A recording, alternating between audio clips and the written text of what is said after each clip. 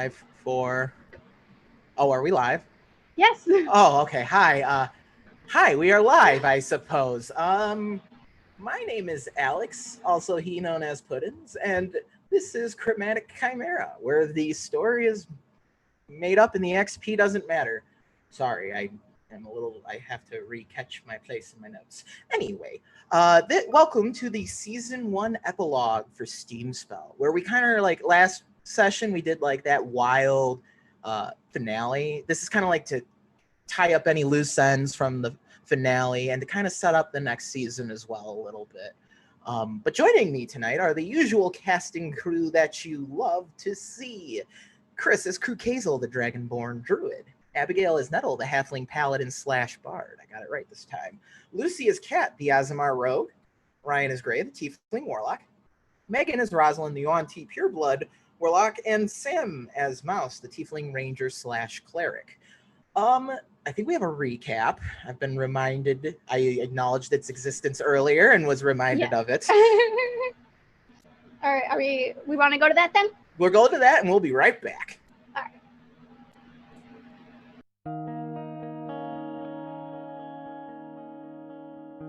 Dear Sigismund, I am so sorry I did not have a chance to report back to you at the guild hall before the Star Touched left Rensrun. Things happened very quickly. We took a train to the Steel Bastion where we knew Dr. Branson was hiding his Biomancer enclave. We were able to easily sneak in disguised. I disguised myself as my twin Jade, and Kat pretended to have been captured. The other Star Touched were invisible all around us, so it was nice to know I was not alone as we made our way through the fortress. Branson was able to see through our spells, though. He trapped us in his laboratory, and that's when we saw Corvus.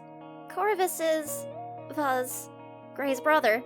He was the son of some sort of angelic being who we recently learned serves Kovar. But Corvus was also experimented on by Dr. Branson and the Biomancers. We found paperwork, research that explains Branson had somehow obtained blood from the Dreadlord Blackheart himself. He injected Corvus with it, or did something to him with it. It made him full of uncontrollable rage and hatred. He nearly killed all of us. I thought he had killed Gray, but I guess I was mistaken. We managed to defeat Dr. Branson before he could harm anyone else, at least. I like to think Sancha would have been pleased. My friend Krukazel managed to inject Kat's sister Lillian with a cure for the Biomancer's experiments. They had captured her too. We were too late to cure Corvus, though. He fell to his wounds, but I think his soul managed to find some peace despite the Biomancer influences. I am preparing to help lead a funeral for him shortly, actually. Growing up in the Empire, I know all of Kovar's rites, forward and back, of course. It never gets easier, does it, Sigismund? I always wondered why Sancha retired from the guild so young, but it is tiring. I understand that now in the way you never can until you start to get there yourself. Do not worry, I know I have barely begun my day's hunting. Anyway, I hope that now Branson's enclave has been cleared out of the city, you can get some rest yourself. I bet Sancha would love to come see the Weeping Elk School in Rensrun. It is nothing like Weidenhathen's. I think the Star Touched and I will need to recover here in Balin for a week or so at the least. I am not sure where we will go next. Perhaps to Arnica. But if we ever make our way to Rensrun again, I will be sure to come and say hello. It was really nice to meet you. Thank you for all of your advice, it helped a lot. I hope it will be okay if I write to you again sometime. I have a feeling I will need more guidance in the future. Thank you again, Sigismund. Good hunting, Mouse.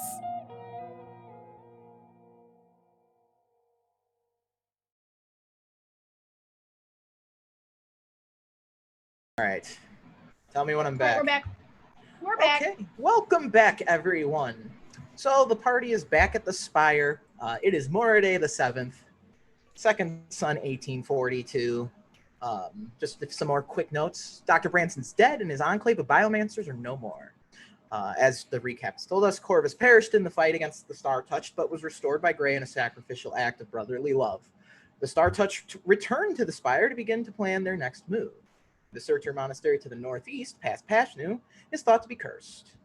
Some other notes. Oh, we'll get to that. Like Nettle's coffers being empty, but y'all have 4 Gs waiting for you from Bellargrim, and Krukazel will have a promissory note, aka a check for 500 gold pieces from his dental office's profits.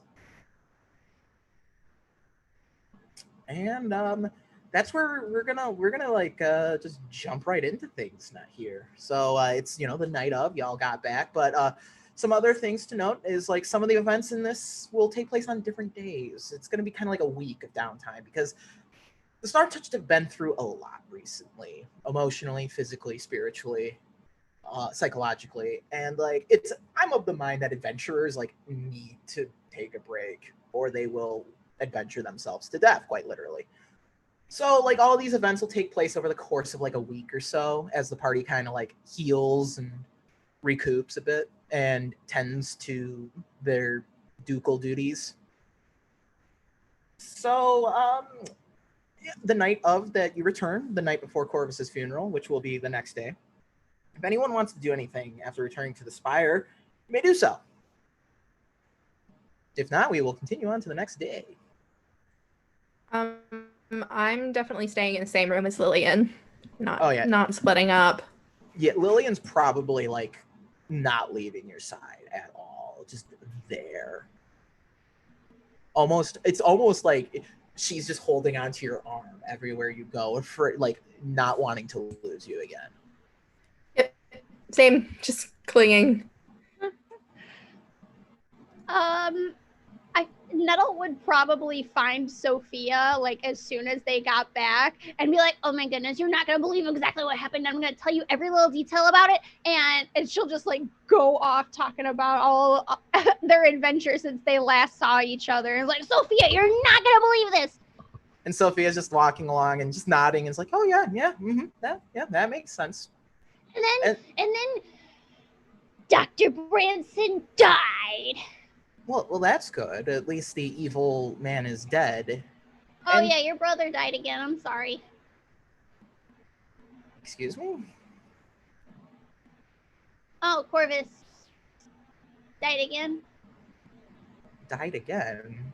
Yeah, I remember you were like, he's dead. And then I'm like, no, he's not dead. And then we found him. And then we were going to be like, oh, yeah, family, get back together. Everyone's happy. And then he died.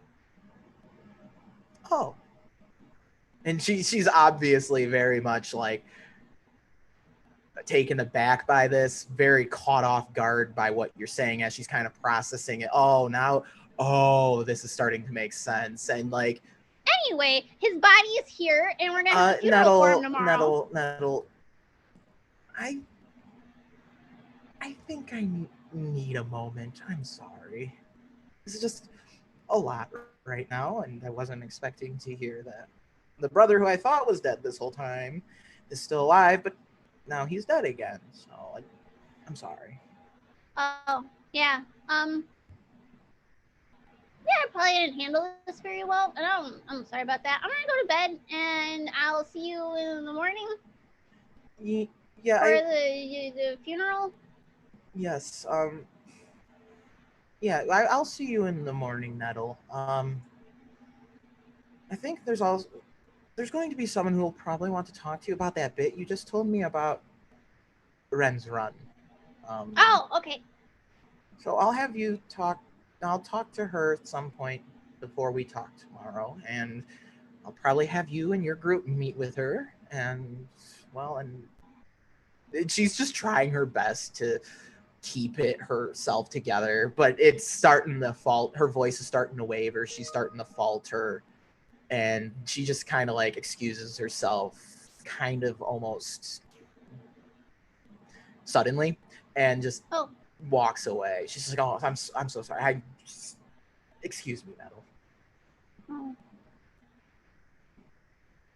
Oops. Okay, good night. Good night, my lord. Okay. And she'll kind of,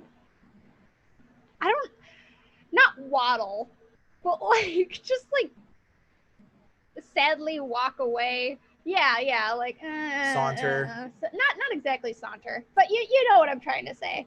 Trudge. Trudge is a good phrase. She'll trudge away. That's the word I'm looking for. She'll trudge away, upset that she didn't realize the gravity of what she just told Sophia. Yeah, that's the hard, like, that's the thing that kind of, like, Sophia did try to stress to Metal, like, it's not you, I just wasn't expecting that. Yeah.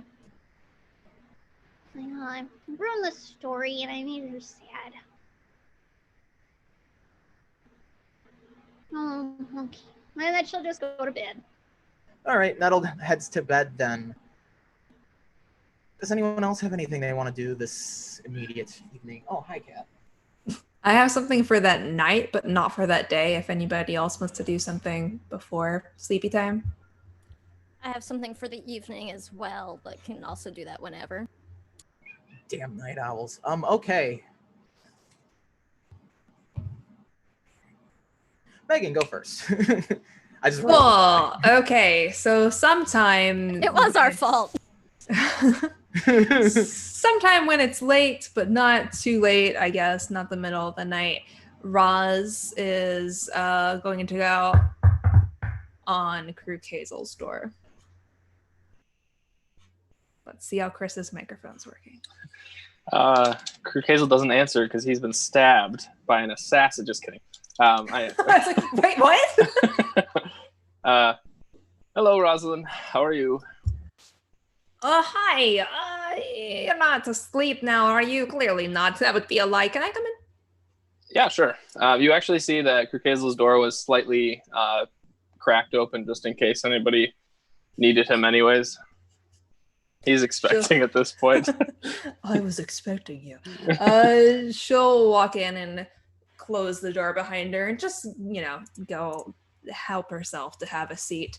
So it's not that I was dishonest the other day, but it was more like priorities. There was something else in my vision that I saw that I think is concerning, particularly to you. Awesome. I feel like we've had multiple of these talks at this point, but you don't have to tell me if it's private. It's not private. It concerns you. That's what I just said, Kruk Hazel. I know. I'm just saying I've pressured you all into telling me enough. I want it only when you want to tell me. I can't be peer pressured. Anyway, so it concerns your sleepy boy, age cursed fuckery, dude. That guy. Okay. You know what I'm talking about?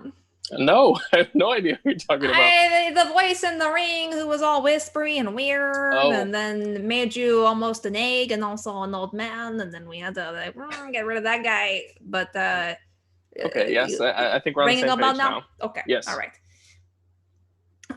So I'm getting whispers that they might be coming back in power or something along those, something that should be concerning, especially to those who have had run-ins with them. All right, well, two things. Do you mean whispers as in literally, like you're getting whispers in your head, or people are just informing you of this? That's neither here nor there, really. The important thing is there's this potential comeback, getting the band back together, reunion tour sort of thing. We want to make sure they don't sell a lot of tickets. This is not the band we want back on the old radio airwaves. We have radios, right? I feel like we've got radio. We got telegraph, at least. Back on the old Morse codes. Yeah, the ham radio. Well, I appreciate you telling me, and I'll make sure the interested parties are alerted to this, but I'll leave your name out of it. Okay, but what if I'm an interested party? I had that ring on. I heard voices. Yes, that's why I'm asking. Are you still hearing that, or are you getting this information from somewhere else? I thought you were just being nosy about my other friends because you were jealous. Well, not entirely. No, in this case, no. It was just part of my vision. But like I said before, if visions are bringing up things, that shit's going down. So I don't want to let it go by any wayside. Is it the place that you found and had the run-in with him? Was that near your village? Yeah, I would say about maybe an hour or two out of town. So yeah, unfortunately, very close. Is that something we should go investigate, maybe? You're wanting to see your sister anyway.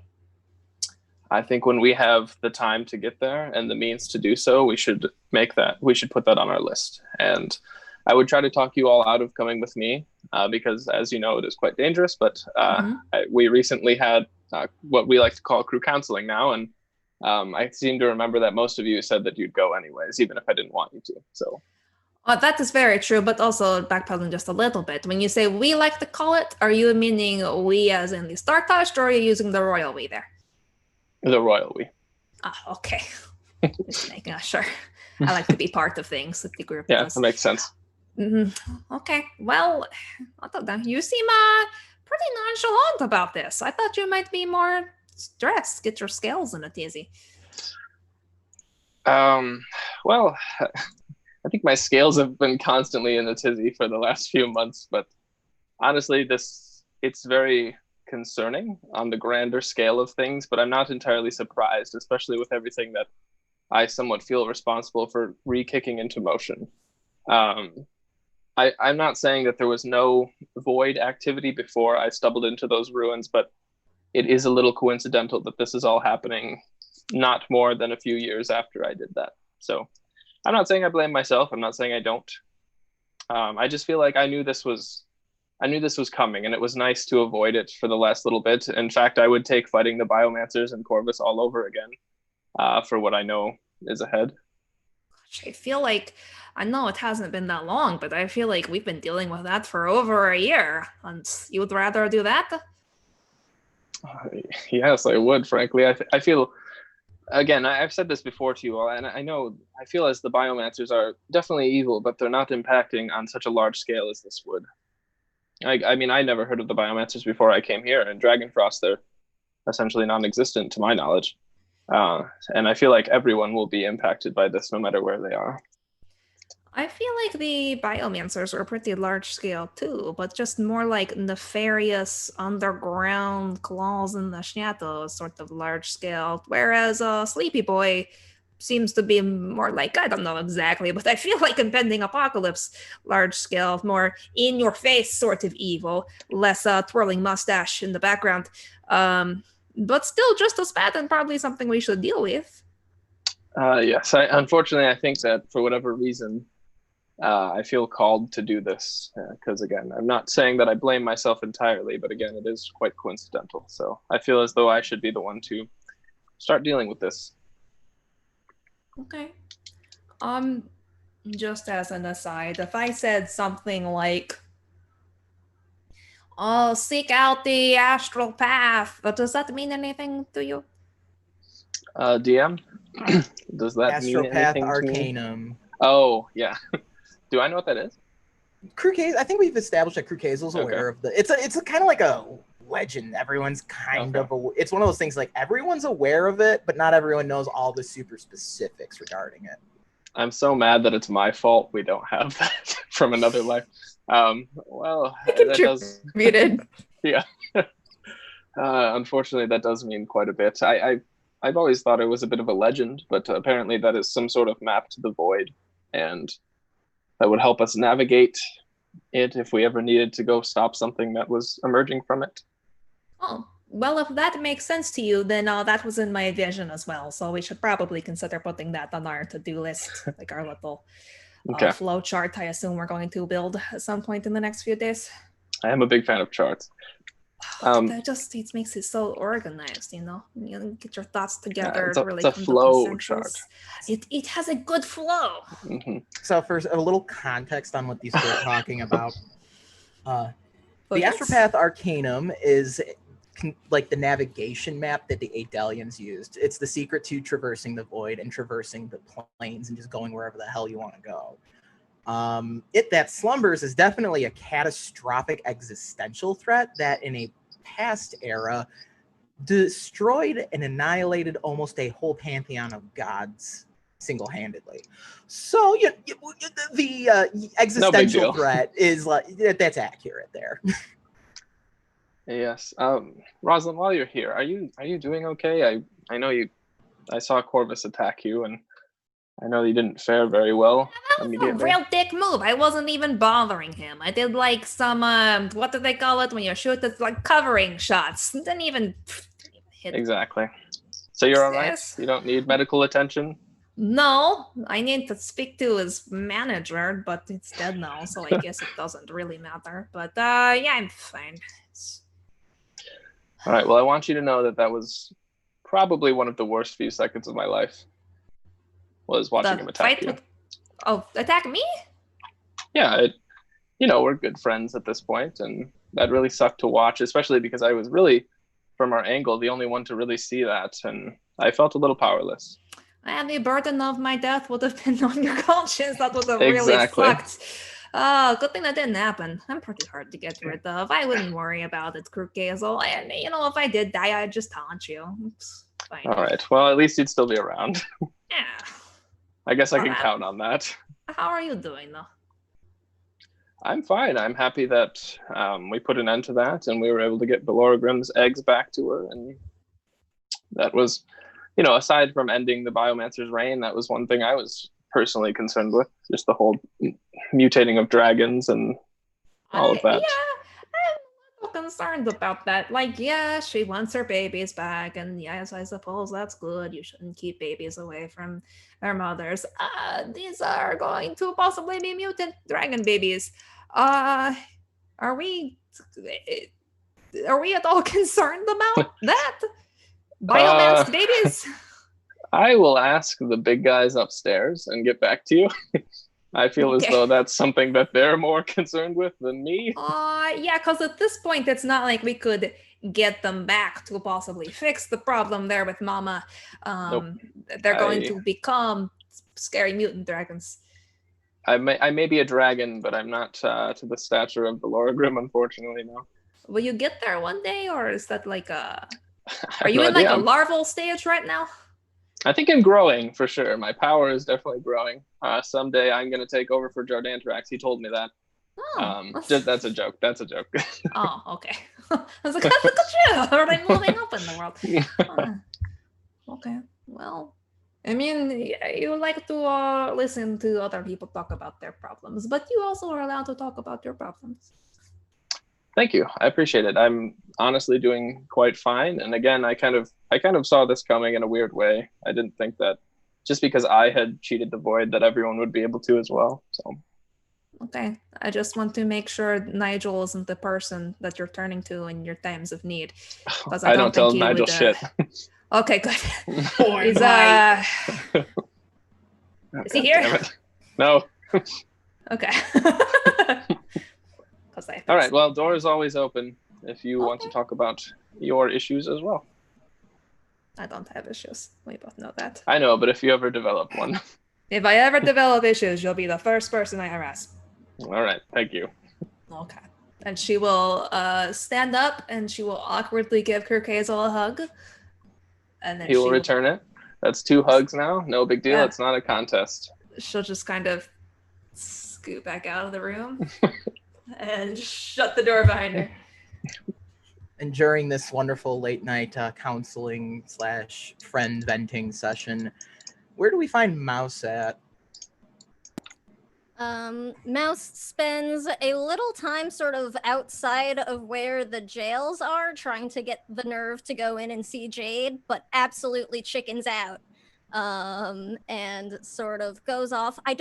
I know there's like no real place for them to hunt or anything, so I don't know if there's some sort of approximation for a totem they could do. If not, I do have a possible idea, just like someplace private in the outdoors where they could go, like a park or something. I mean, you could probably find like a little nature area where they like plant like little like bunches of forest Okay. trees and whatnot. The Spire's settlement is decently large, and it would make sense that they'd have like a nice large garden that's also basically a forest because, you know, kings and shit. Okay.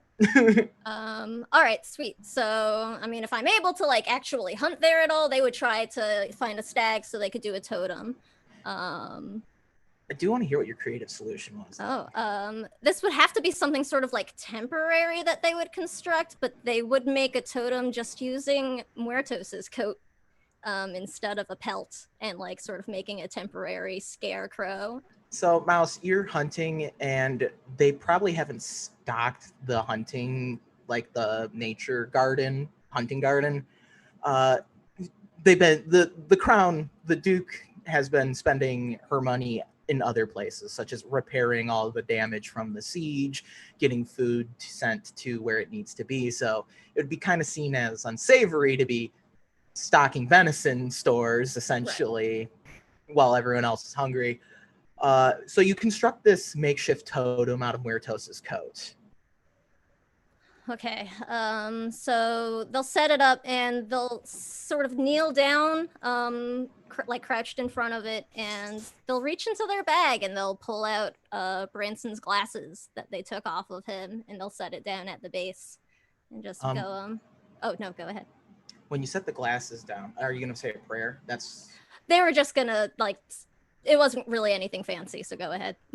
So when you place the glasses down, you step back and you're about to begin your prayer. They just erupt into this green, unnatural flame, just and like this unnatural breeze starts blowing.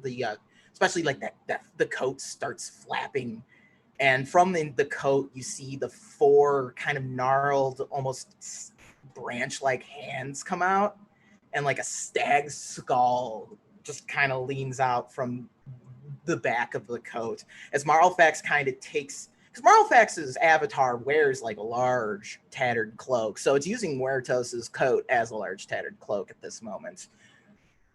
Oh, my hunter, you have done nature a great service. Oku shall enjoy feasting upon the flesh of the wicked. Mouse, you have proven yourself a great hunter. I give you the eyes of the great hunter. And like all of Marlfax's arms kind of like just kind of go over your head. They don't touch your head, but they kind of cup around your head. And you just your eyes begin glowing this bright green. And you're seeing like you see an image of the Beastlands as this happens. You're seeing all these various ethereal extraplanar wildlife just running around, and you just hear this as you hear the great hunt sound their horn, and Marlfax's you're like in this vision where you're riding with Marlfax's great celestial hunt, essentially in the Beastlands, riding across the plains, hunting all sorts of things. And you notice like you're able, like whatever animal you're shooting down in this vision is like, it's almost like predator heat vision almost, right? It's like you're able to pick that animal out. They get like outlined to you. Even like, you know, there's like an animal you make your sights, and it's like this, it just kind of, this strange looking otherworldly creature, and it turns invisible, but you're still able to see it. And you kind of then, as the gnarled branch like hands remove themselves and your eyes kind of start glowing down, Marlfax is just kind of floating there menacingly in the Muertos's coat. I give you the eyes of the great hunt, for you shall join me in the Beastlands someday, where we will ride across the sky, hunting the greatest prey the plains have to offer. But for now, you have much work to do. Not just for me, not just for Azulbale, but for all of creation.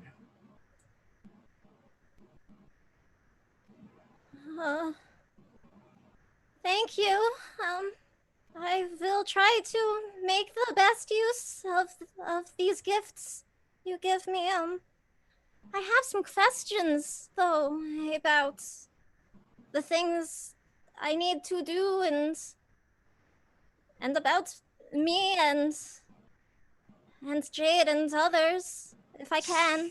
Speak, my hunter. You have earned that much.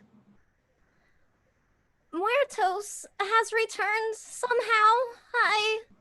How is that possible for him to be back? And Marlfax is like, oh jeez. the deific, oh jeez, I have to explain myself. I am not the only god of the realms who can summon the spirits of the dead from where they lay in service of my purpose. The one you know as Gol oversees the cycle of life and death. And your dear friend Katz has broken that cycle. And her soul needs to rejoin the cycle, lest balance not be restored. And Muertos was an effective hunter in life, and the servant of Gol's. It was not my decision to make. Oh, I did not know that he served Ghoul in life. As too many who come from the land of Ike Dust, as you call it, do. But he has returned different than how he was, than how I came back. Is it? Am I like him somehow? No, for Muertos had already faced his judgment at Eor's hammer. You had not. I had interceded before you entered the soul well. Muertos had already been damned, but Gol was able to make a contract with the Warden of Hell. Is there anything we can do to stop him from taking Kat? We are trying to fulfill Eor's, I guess, contract. That deal, we are working on it. But I guess if we are out of time, is there anything we can do to slow Muertos? Marlfax will put some of his hands up in strange poses because he's a weird otherworldly deity. He just does that stuff. And he's just, I'll hold off Gol for as long as I can. Quite frankly, I'm sick of his meddling in my affairs. You said that Muertos' soul was already damned. Is there? I know that Jade has done terrible things, and I know his soul is probably not destined for, the Great Hunt or Celestia or anything like that. Is there anything I can do, he can do, that would stop him from becoming like Muertos? Perhaps he could pray to Kierbeth, my darling sister. If that does not requite, then repent he must. But I cannot tell how Eor will judge his soul, for only Eor knows what the judgment results shall be. Perhaps if he does repent, he can hope for Gehenna over hell. I don't know if that means anything to Mouse. Mouse, you probably understand in your pantheon, Gehenna is a realm that's kind of like a purgatory type realm where it's like you're turned into a fiend there, but it's not permanent. It's like not eternal damnation. So basically, you can learn sort of like a pay your dues kind of deal. Yeah, so like basically a soul that gets sent to Gehenna, first of all, they have to worry about what I can't think of, Urbach, the winter beast, trying to munch on them. But also if they learn to repent for their sins while in Gehenna, they can possibly get out. Okay.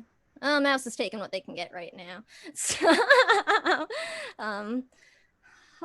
well, thank you for telling me that.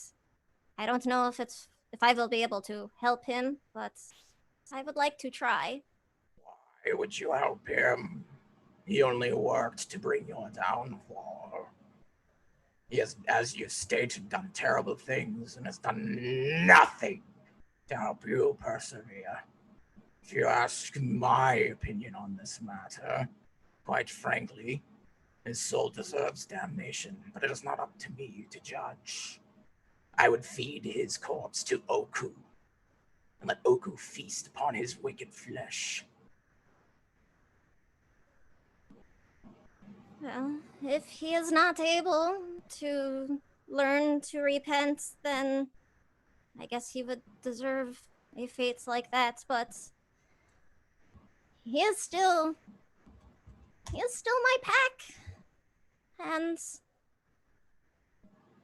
I need to try to help him learn to survive and persevere for better things.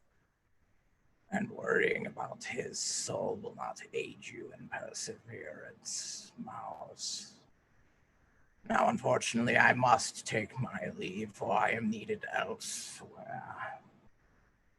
But I am not far. Persevere, my dear hunter. The sake of the realm is at hand. And the wind will like whip around the coat, and the coat will just kind of eventually settle back down to what it was like before Marlfax possessed it. Mouse doesn't move from there for a long time, and will eventually just lie down, like, right there and sleep. Go for it.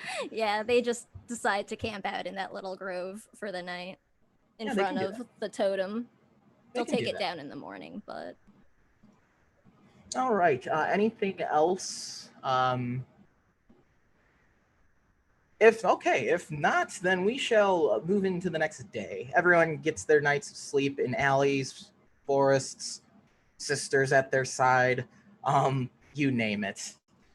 One quick thing, I will leave my door cracked open all night in case anyone has nightmares or needs to chat. Okay. So the next day begins almost regularly. You're kind of just getting ready in the morning, making your food. It's a little different now that you're back at the Spire, having servants kind of ready to wait on you at your hand. Instead of you making your own food, they're like, oh, what could I make you this morning? But then you're reminded of the solemn occasion of the day. When you see Sophia in the morning dressed in not in her armor, but in a white, very classy, elegant gown. It's definitely funeral attire. But those faithful to Kovar wear white during during funerals, much like other organizations do as well. It's common practice in Western Maywick culture. Let's see. So you begin slowly making your way into the garden cemetery. Gray clouds over the sky cover the sky as thunder slowly rumbles over the land. Appropriate weather for this event. Despite the gloomy weather, the cemetery still looks beautiful this time of year as all the flowers are blooming and the fountains are running again. You're brought outside a mausoleum where only you, the party, Lillian, and Sophia stand there. The breeze whistling by gently, and Corvus's body in this on this sort of casket and kind of laid on this stone slab for funeral purposes. A small incense burner puffs out smoke as the ceremonial lantern is lit by Sophia. Sophia gestures for Mouse to step forward, as Mouse is the party cleric, to perform the last rites for Corvus's funeral.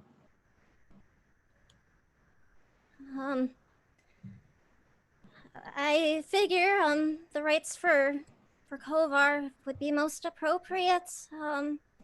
If anybody has anything they would like to say first, though, now is the time. And Mouse has put little white flowers in their hair and probably borrowed a white coat of some kind from Sophia. Mm-hmm. Sophia would have been for the occasion. Sophia would have been able to find something that would fit you and look correct. Because as Mouse's the black coats, they also do the practice of wearing white to funerals because they spent their whole life battling the dark. They can finally get some last moment of light in death. So if anyone has any last words for Corvus, a eulogy, anything they would like to say. I will want to say something, but not right now. Sophia will start then, since the DM is gonna get this ball rolling, I suppose.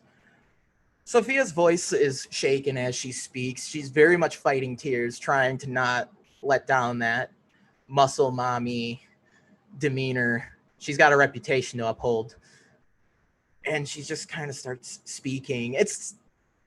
She's, well, brother, I suppose I never really knew you for very long. What Father did wasn't right. And I hope that you do find some measure of peace in death.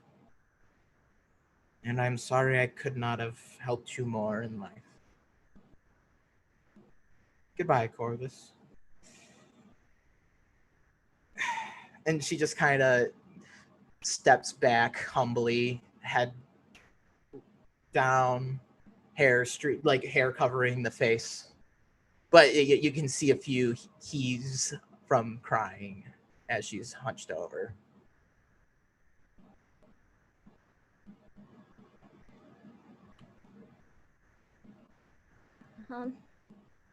Mouse will move forward if nobody else has anything to say. And Alex? Well, if no one else is going to. I was trying to give room for someone. Lillian will step forward. Ooh, yeah. Lillian will kind of, for the first time since returning to the Spire, pull herself away from Kat, looking almost unsure if she wants to do this. Almost like thinking Kat was going to follow her. And Lillian gets up, and she's just a mess almost instantly. She's just, Corvus, you never failed me. You were always there, and you always did the right thing as it was needed. It kills me to know that your last thoughts about me were that you failed me, when in fact you did quite the opposite, and were one of the few people during those horrible years, besides Kat and a few others, who showed me real kindness. So it's gonna be very hard without you, but I'm sure you are in a much better place now. And I look forward to seeing you again someday. And she kind of shuffles back towards Kat after giving her peace. I give her a hug. Oh yeah, she's definitely just hugs and cries into your shoulder.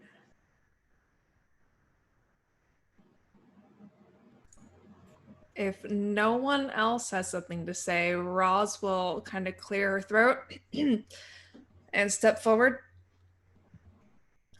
Dear Corvus, I didn't know you very well. You seemed like you were a friend to Kat and Lillian, so that's very good. They needed friends. You were their friend when I could not be, because I didn't know them yet. Also, I guess I'm not really friends with Lillian yet. No offense, I just don't know you, Lillian.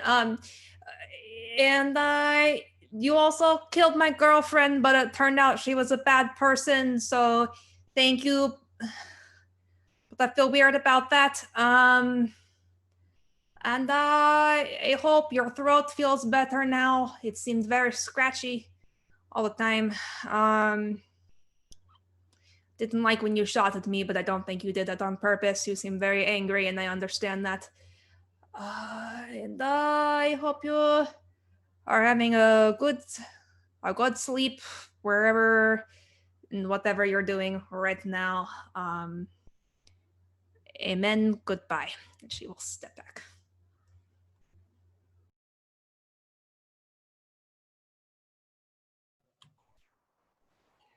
In case anybody was wondering, Gray is not standing right there. He is probably about 60 feet away, maybe on a suitably dramatic hill where he can just watch the proceedings. He hasn't changed his clothes yet, so he's just literally like shirtless and still in that robe that Kazel gave him, just kind of watching this whole thing go by because he doesn't want to be there and he doesn't want to say anything. Because he already said everything he needed to say to Corvus when they had their little like bro moment beforehand. I can talk as well if no one else wants to. Just let me know when's a good time. Anytime. I'm pretty much just waiting to let people go before Mouse Okay. finishes the rites. Yeah, that's kind of what I was doing. I was just kind of waiting to let everyone else talk, you know. Okay. All right, Kirkazel will get up to wherever is in front of everybody or wherever we're talking and say, Corvus, I'm hearing Lillian's words, and I understand that if you can hear us right now, that you might think that you failed Lillian, but Lillian is safe and sound now, and we were able to bring her here. And frankly, Corvus, you saved our hides at least 2 times that I can recount. So thank you. If you wouldn't have done that, then Lillian would have never been safe in the first place. So in the end, you really did save her. And I'll step down.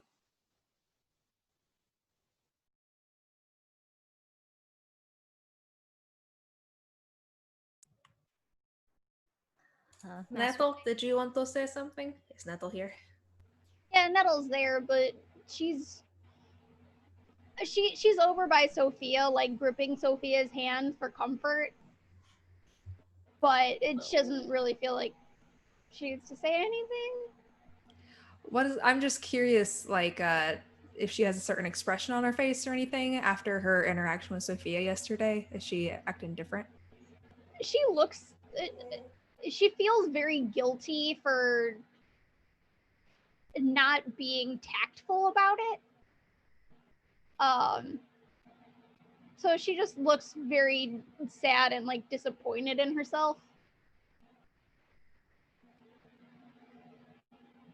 Because she can see that how much Sophia's hurting. So she's trying to make up for it, but you can't really make up for that.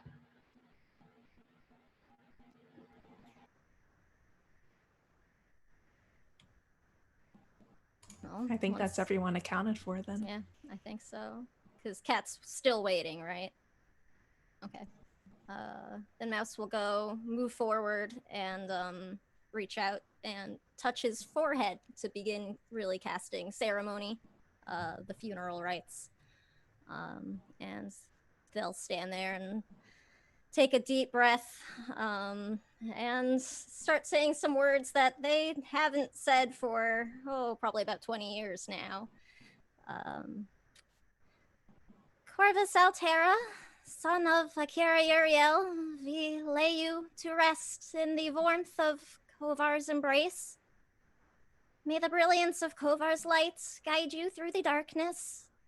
May the strength of Kovar's love shield you from the shadows. May you walk the golden paths of Celestia under Kovar's caring gaze forevermore. May Kirbeth guide your soul to peace, found in the mercy of her smile. Be now at rest, and may Kovar's light shine upon us all. And they'll sort of slowly step back.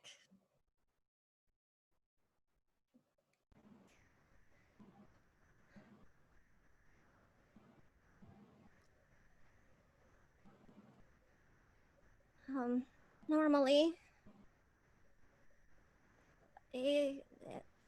bodies who worship Kovar are cremated so they can be part of his light. And I'll just sort of look around at Krukazel or the paladins and be like, I don't really have that ability though. Do you need us to set this guy on fire? It is up, I suppose, to, well, I would, they like look towards Gray and be like, it would be the next of kin to decide. Sophia? Yeah, Nettle will like tug on Sophia's hand and look up and like, what? Oh, Do you yes. want to do that, or do you want to do some different? I've considered having him placed in the family crypt, but that almost seems like a mockery, considering what father did to him. I think we should. And she takes the lantern, that like the ceremonial lantern she lit down, which is what the funeral practice would be, because the lantern's supposed to represent Kovar, and you're joining Kovar's light. You're turned into light yourself, essentially. I think Corvus would much rather prefer this.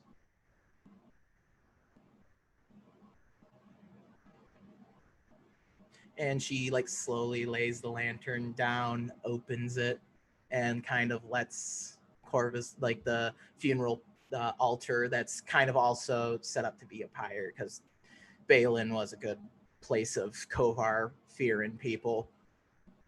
And it slowly but surely catches fire, and eventually Corvus's corpse is up in flames. Roz will lean over to Krukazel and whisper, "Oh, I'm glad that she had the lantern, because if I would have done it, it would have been a really big fire, and now I think it wouldn't have been appropriate." Yeah, the only spell I know is Wall of Fire, and that would have been a lot. That's an even bigger Yeah. Oh, we would have cremated a lot of people. It's fine. It's fine to not do that. Yeah, let's just let them do it from now on. I think that's smart. Gray, on your lurky ledge, you feel a presence behind you.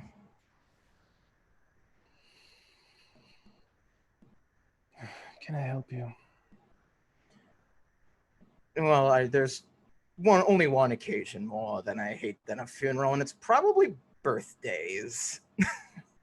And if you turn around, it's actually Corvus standing there in his redeemed form. He looks so much better than he did in life. Again, just very angelic in appearance, almost platinum hair, bright blue eye, these bright ethereal blue eyes, and these beautiful feathered wings that he has. And he wears these like light blue robes, and he stands there not holding a sword, probably like one of the few times you've never seen him really brandishing a weapon. You do know there's few things more tacky than attending your own funeral, right? Well, yeah, I was hoping they weren't going to put me in the goddamn mausoleum. They didn't put me in the family crypt, so we're good. Well, I mean, even if they had, we could have taken you out. It's not like you apparently can't go 2 days without speaking to me. Well, it's just I saw you standing up here alone and wanted to make sure you were doing okay. I'm sure you've got a lot going on up in your noggin as well. Well, you and I already had our little talk. I said everything I really had to say.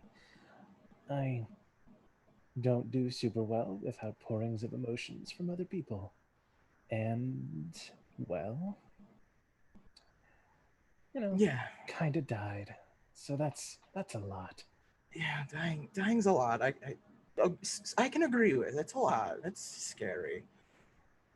What's even scarier is I haven't faced Mother since dying, and I'm quite frankly a little afraid. I haven't talked to her in a while. It has been a while since your curfew was up. Laugh it up, buddy. But seriously, I haven't talked to her in, well, ages. No, I'm very well aware of how long it's been.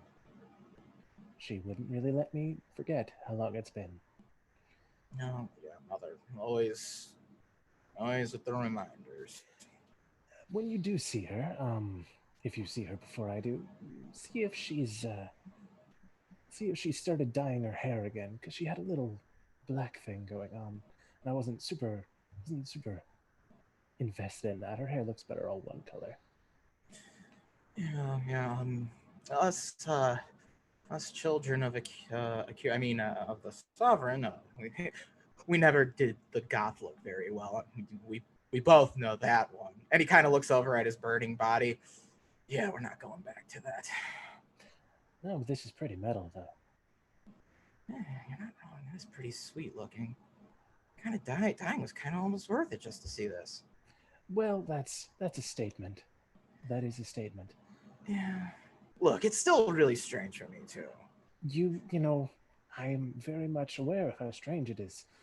I'm watching you burn and also speaking to you. Yeah. Have you ever tried Brekik? Weirder things happen on Brekik. I've seen what Brekik does, and no, I wouldn't be trying it. No. I was hoping you'd spoken to Mother already and, could maybe gave her a little pep talk saying, hey, Corvus is better by now. Afraid she's going to treat me like some corrupted beast. Well, if you go to her and you've got everything under control, I don't see why. And to be quite honest, if you wait and you have all of these notions in your head of how awful it's going to be, that's probably in your head worse than it's actually going to be. Yeah, just kind of. I didn't think the soul would worry about talking to its own mother, but I guess when your mother is as important as a sovereign in Alabaster. Look, first God Empress or whatever that she actually was, she's also still a mother. Who cares about her children? Great, now that you bring it up, I'm curious, do you actually buy that she was an avatar of Kovar? I don't particularly care one way or the other. All I know is who she is to me. I've never heard it phrased that way. I like that. I like the way you think, Gray. That's why I gave Sun to you. You have a different way of thinking. Well, be that as it may, he kind of brings the two halves out and he's like, these were never really my sort of things. Yeah, well, I didn't really think I was much for a sword either until I held Sun in my hands. Well, I'll see what I can do with them. It's definitely something to get used to. Yeah. Well, I appreciate talking to you about seeing Mother again, but as much as I enjoy your company, I've also came to tell you something important. It's always more than one thing with you ghostly types, isn't it? Look, it's not easy to break the barrier between the living and the dead. I'm just got a little bit of an upper hand with the whole celestial thing going on. But... And he kind of snaps his fingers and it turns into the night sky instantly on you. Funeral's gone. It's over. It's now nighttime. You see that star there, Gray? And he's pointing to just a star. We're like, oh shit, there's like a ton of them up there. It's a little brighter than the others, though. It's in the how much brighter? Like a lot brighter? Yeah, it's a lot brighter. It's in the if you knew anything about the constellations of Everin, it would be in the dragon constellation. They call it Dracus, and it's like basically like what would be the fire breath of the dragon. See, when Dracus breathes its last breath, violently dies, like the great astral star that came before it, will signal dark time ahead. For an ancient evil will awake when that happens. And Gray, you don't have a lot of time. Oh dear, dear. Dracus is the constellation, right? It's the dragon constellation. Dracus is just the star. Dracus is just the star. Yeah, you're so telling me when that star dies, then bad things happen. yes. All right. Oh, I'll have to talk to someone else about that. Crook Hazel seems to know a lot about these things. I was thinking that too. He's got a pretty good dragon head on his dragon shoulders. Yes, and I don't know how much his astronomy is up to date, but it's a really easy star to point out. Well, it looks like I have things to do, and it looks like you have things to do. Yes, I've got a lot of things I've got to do. There's actually there's a dwarf I need to speak to in Vargod about something. So until next time, Gray. Don't know when that'll be. One last thing. Did you ever think about, I don't know, speaking to Lillian? She seems fairly broken up about the whole dying thing. So, Gray, I'm going to be perfectly candid with you. So something I at least can say I've always been with you. He's still trying. Rubs his arms a little bit. Yeah, he's like tugging a little bit. Tugging on the collar of his robe. The reason I can talk to you is because we have a connection of sorts. You know what I'm saying? Like, we have that celestial connection through Mother. I don't have that with Lillian. Huh. Okay. I mean, do you have any notes you want me to pass to her, or just tell her I'm at peace? Okay. Make sure she knows my soul is at peace. All right. Yeah, I could do that. Okay. Yes. So if I speak to Mother before you do, I will let her know that you're on her way. You should be there by dinner time. Oh yes, dinner. Can't wait for Mom's meatloaf again. Never had it. It's not that good. She's not a good cook. She's much better with weapons. Oh, Corvus, all food is good. You just need to appreciate it. I suppose. Well, great. Take care. You have a lot of work to do. Okay. He just kind of sighs. And Corvus just kind of fades off into the night sky, kind of turning into stars himself almost. Is it when he leaves, is it back to the funeral, or is it still nighttime? Like I was standing out there for hours on end. It's probably, we can go back to the funeral. That's fine. I mean, either one is fine. Well, because we're doing the weird just time skippy thing anyway. Oh, okay. So.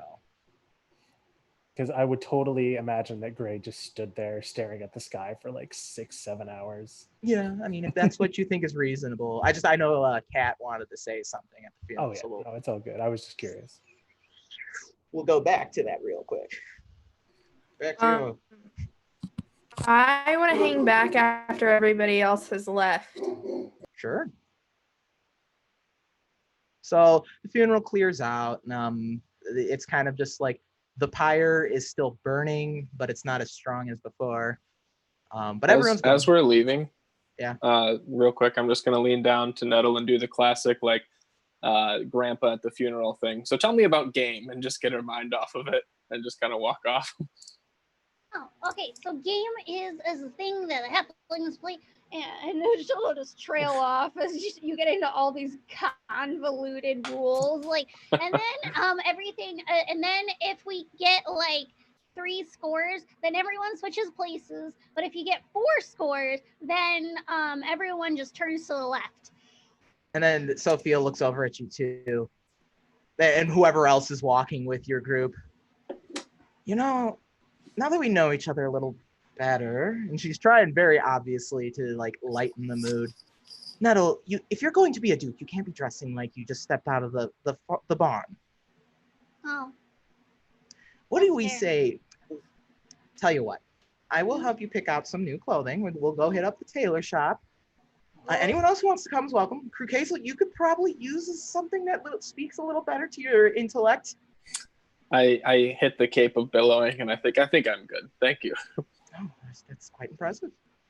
Well, if there are any other takers, Nettle and I will be heading to the market. Are you going to the Swift Tailor shop? Yeah, we might be making a stop there.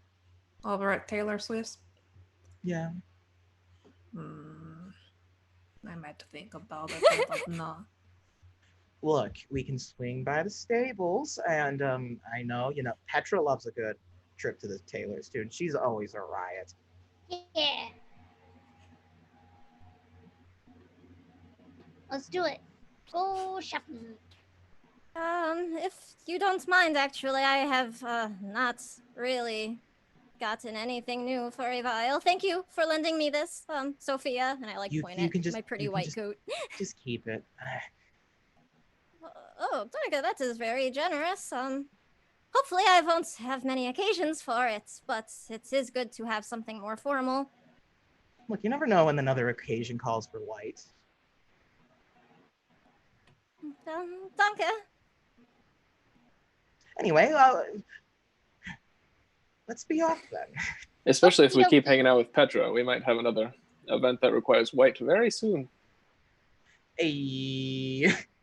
Sophia. Mouse just turns purple. Wait a second.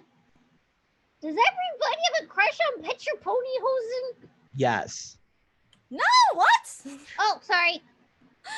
I mean, I don't. I think super purple. I think a few others do. Sophia's like, yeah, I think we all do. That's understandable. She's very cool. So you begin making your way to the market for a little retail therapy. Kat, you are left alone with Corvus's body. Lillian's kind of like, oh, I'll catch up with you in a bit. I'm going to go check out the library. Be careful. Yes, of course. And she kind of slowly walks away, looking back like every 5 paces to make sure you're still there. Yeah, I don't like letting her go, but I'm gonna let her walk away. And when she's out of earshot, I will turn back to the pyre and I'll say, "You kept your promise to me, Corvus Altera. You saved my sister, and that is a debt I will never repay. I'm sorry I couldn't save you in return. But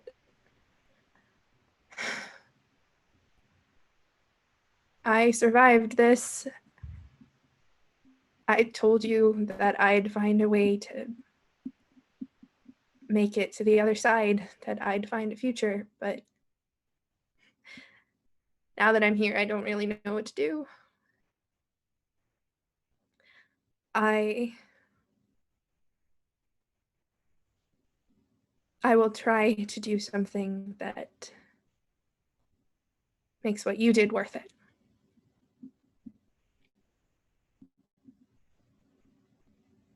And I'll turn and walk away. You don't see it, but as you walk away, as the pyre's smoldering, gives a nice little flicker, as if to acknowledge what you said. Of course, Kat doesn't see it because I want to torture your poor soul. So that's that. There's the shopping spree. We can just call that the day if we want. I know at one point when you're back at the Spire after your shopping trip. Wait, who all is going shopping? Who is going shopping? Mouse, Cat, no, Mouse, Nettle, Sophia. They're gonna go pick up Petra. Is Gray gonna go shopping? I have no clothes at the moment, so I kind of need them. Can I drag Lillian shopping? Because I don't want her to be in a biomancer coat any longer than she has to be. Yeah, everyone can. This could be just a group shopping trip if we want. Unless like Crew Kazel and Rosalind are like, fuck yo, shopping trip. I don't need new clothes. I'm fly as hell. Roz isn't too big on shopping. That's fair. She Though, could lurk and look angry in the background, though. Yeah, you could be the cool kids at the mall who smoke on the like. Yes, that's more. Oh my god. We'll be in the Looking food crooked. court, being too Oh cool. my god. While While we're on our way, like when we go to pick up Petra, like as we walk into the stables and Sophia goes to talk to Petra, Nettle, tiny little Nettle with 21 strength goes behind a mouse and is just like, get over there. Go. I'm just like, what? Mouse, do you want some pointers? Well, howdy there, Green Bean. It's been far too long since this ponyhosen has laid eyes on the wonderful sight that is you. Hi, hello. How And- are you today? And Crew Kazel, like Sophia comes up to greet Petra, and with your observant feet, you hear Sophia whisper to Petra, "You owe me big time." Sophia set this up. Oh, Sophia. Mouse is just kind of horrified and like blushing purple right now. Just like, hi, how are you? We had to leave the mounts in Ren's Run, but somebody is going to go and get them, and they will be fine. They were being very well taken care of. And Sophia's being cool. She's like leaning against her half-orcish figure is leaning against the stable, arm up. She's obviously flexing the arm that's up. Just wearing just like, basically a tank top and some just brown pants. And she looks cool as hell. She's muscle mommy. I love her. Please tell me it didn't used to be a tank top, but she ripped the sleeves off. Oh, she totally ripped the sleeves off, Bellinor style. And she's just like, oh, that ain't a thing to worry about. Those are good folks over in Ren's Run. They'll take good care of those pupperdoodles until they get back here. Anyway, we're going shopping. You want to hang out with me and Miss Sophia and Mixed Mouse and all the other cool people, but especially me and Mixed Mouse?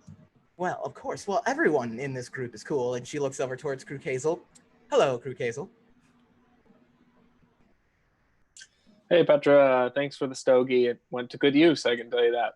Oh, I am so happy to hear that. By the way, I met another green friend of yours, and he asked me to give you this. And Crew Kazel, it's the beautiful sight of a Rutherford swamp log. Yes. All right, well, that's one gift down. Thank you so much. I just kind of put it in my pocket. Fella said his name was Rutherford. He looked like he just crawled straight out of the swamp, I tell you. Oh. I do love me a good bayou boy, though. I'm excited to see this. This is probably the best thing to happen today. I mean, considering where y'all just came from, Petra Ponyhosen's the best damn things that's gonna happen to you all goddamn week. I can't argue. And then, like, she'll walk over to Roz. Would you care for a smoke, darling? I mean, sure, yeah. I'm not gonna say no. And this Rutherford guy, was he like a bajillion feet tall? No, he was actually he was about yay high, and it's like a little taller than her. He can shrink himself and he stayed giant for us? I don't know what. No, this guy's a giant. We had to scream up at him the whole time and like hug his toe to say goodbye. What the fuck is up with that? I'll take the smoke. Look, I don't know. Perhaps he stopped by I only got the Deacon's. pinky toe. And she points over to this like ramshackle looking shop, and you see a familiar tiefling, the old scuzzy merchant tiefling, just like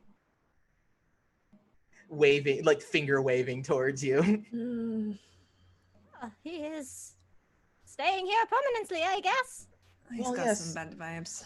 Well, he mentioned something about some fine adventurers moving in recently and really helping his business.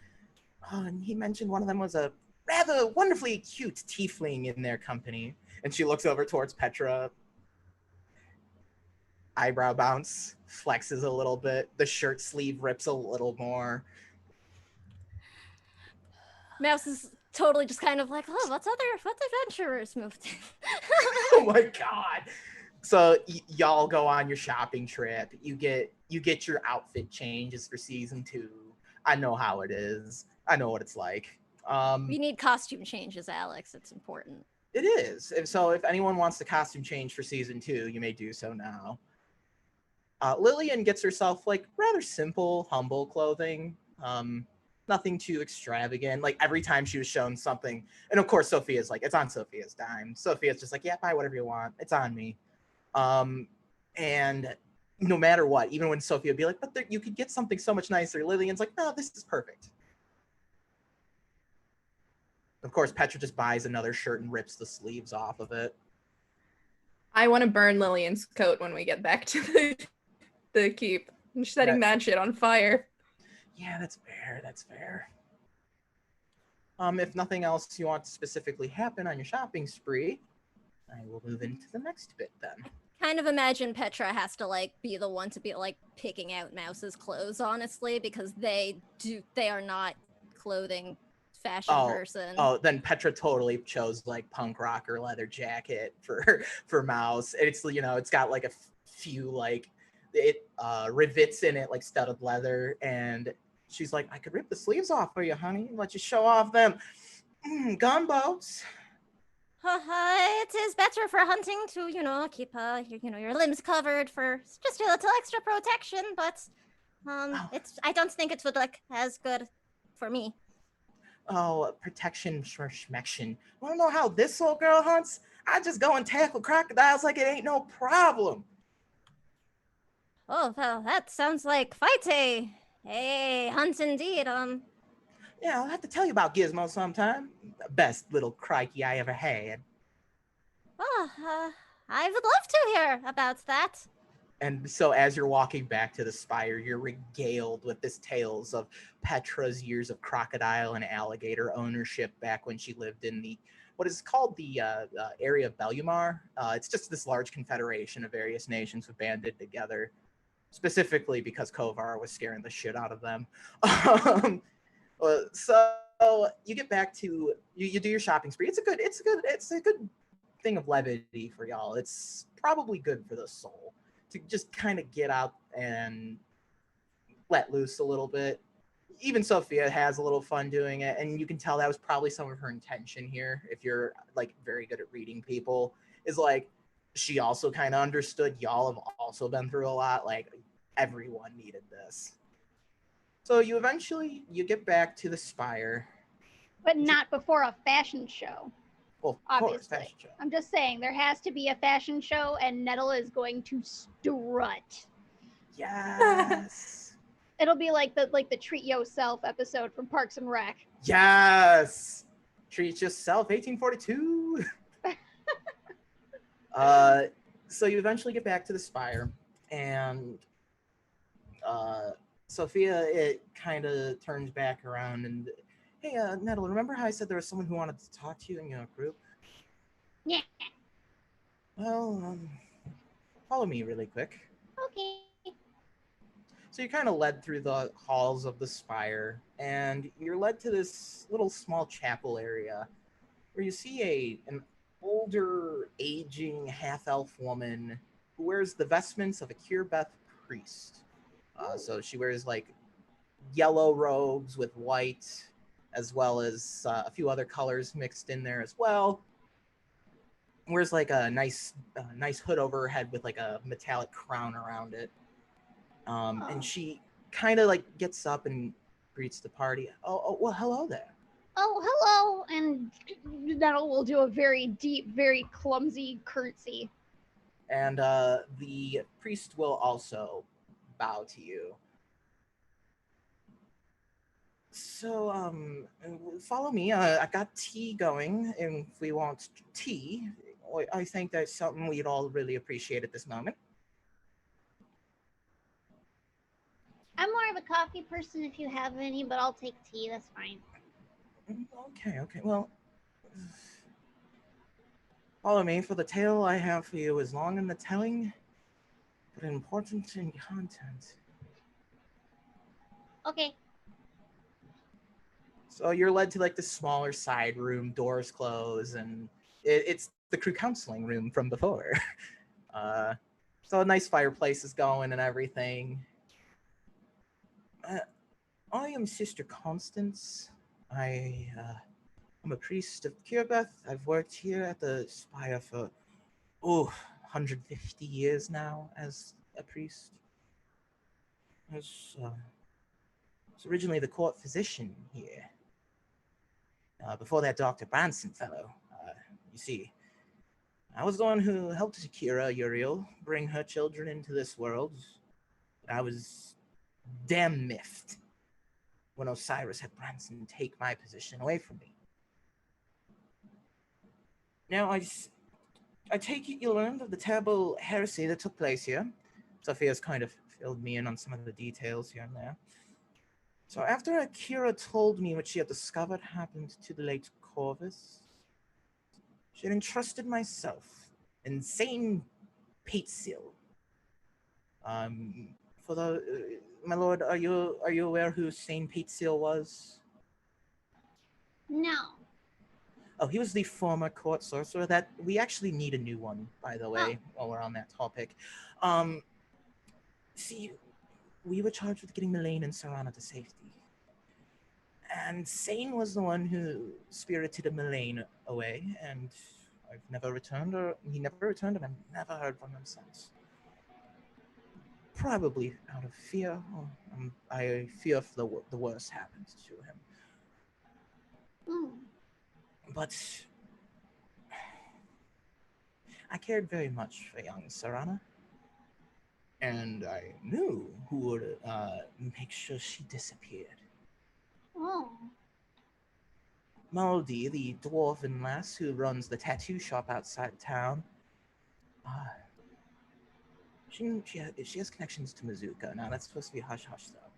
Oh, yeah, we know him. So, I trusted her with Serrano's fate. Oh. And we made sure she was safely carried away from Branson's gaze. So, I understand that you laid Lord Corvus to rest today. Yeah. If you really want to do him a true service, find his sisters. Oh. And bring them home. Does this mean they're also related to Sophia and or Mr. Gray? Who's this? This is not a Gray in any family tree I've heard of, but he's like related through spirit. It's like not by blood. He's like adopted. oh. I have an adopted brother, so I know all about it. Well, there was nothing in the record. Anyway, you should find them. Yeah, I'm just curious. Are they related to Sophia and Gray? And you, like, when you turn to Sister Constance turns to Sophia, who gives like a solemn nod. So, I've told you what I know, and I should have told you sooner.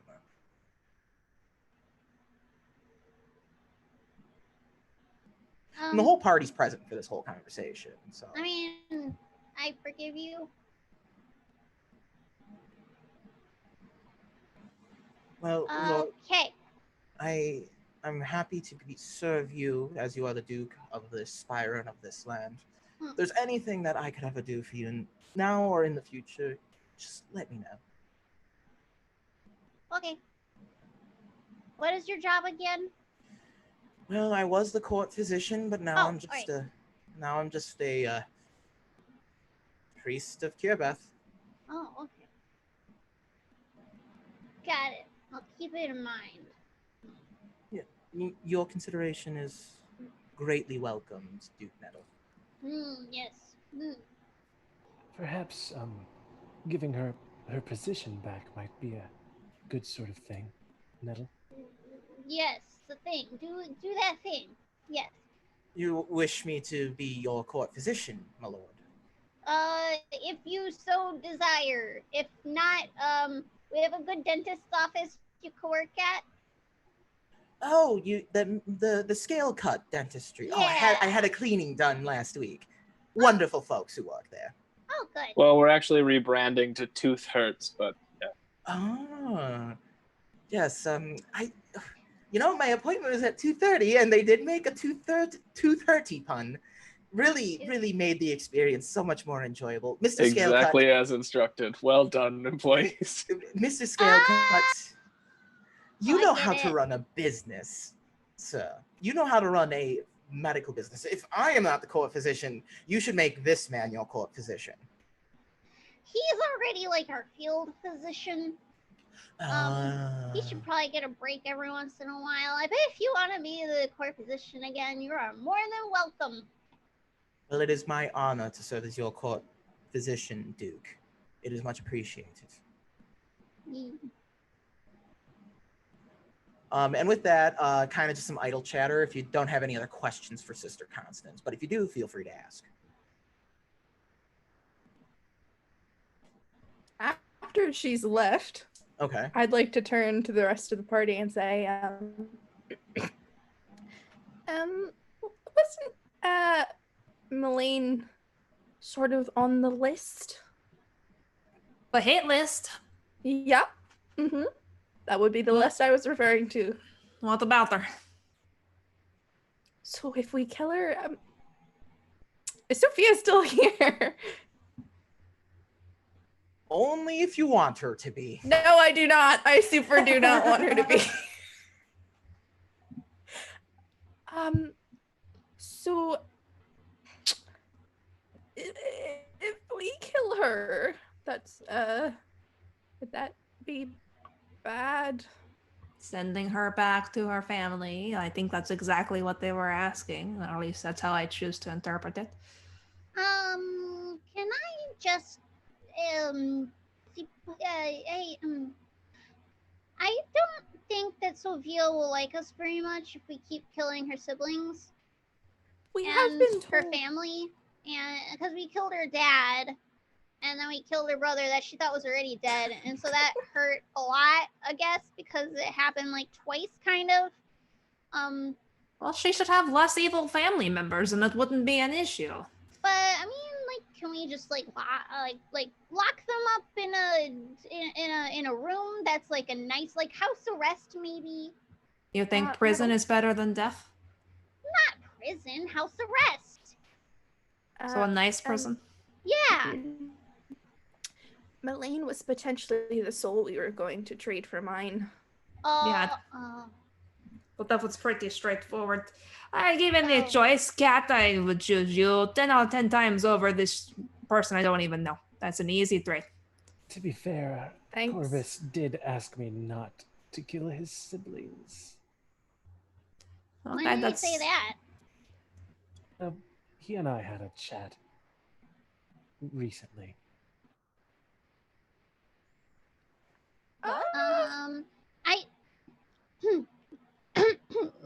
Mr. Gray, I don't know how to tell you this, but Mr. Corvus is dead. Yes, and so was Cat, Yeah. and so was I, and also there's magic. Are you talking to a ghost? I think so, actually. You gotta be careful around those, because they can take away all your strength. I don't have to worry about that much, but, thank you for your concern. Gray, have you been licking the bracket? Decidedly not. It's pretty old at this point. What makes it more potent? It's like a fine wine. Including the consistency at this point. No, it doesn't. Oh boy.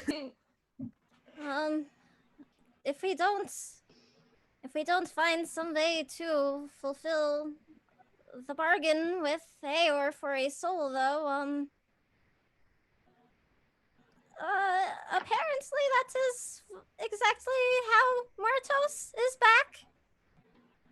I had a chance to speak with Malfax, and he said he was raised by Ghoul, to collect on the deal.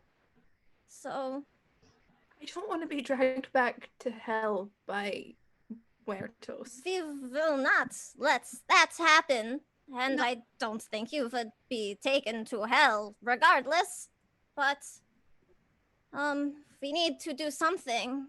Morfex said he would try to delay things, but that we must hurry. Yeah, that might be important. What do we do? I mean, we can't. If Moline is redeemable, then we can't just kill her. Why not?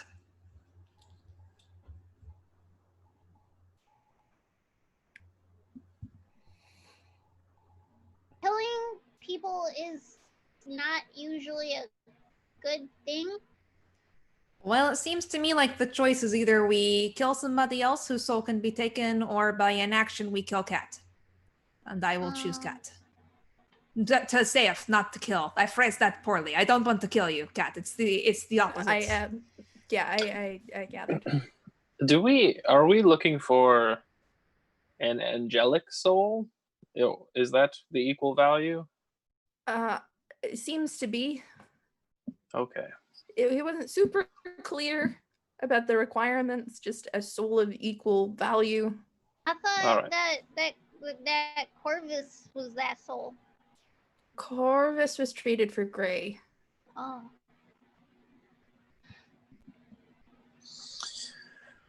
You need to all stop dying so much. That would be ideal. I'll do That's my what I'm best. saying. I'm just saying, I haven't died since the train crash. And I think that's the record so far. Well, Nettle, it's because you, like I, are invincible. Oh, it's- okay. Wait a second. Let's I not am? put that in her head. No. There's You only one should of still us be who's very invincible. careful. Oh. Kurkazel is the only one who's invincible because he's so old. How Oh, it works. I'm 29. okay. So I as can't you're wait till all I'm 29. discussing souls and deals and whatnot, we'll go to a quick break and then we'll come back with like the next sort of scene event thing. So thank you all for joining us so far. Please stick around.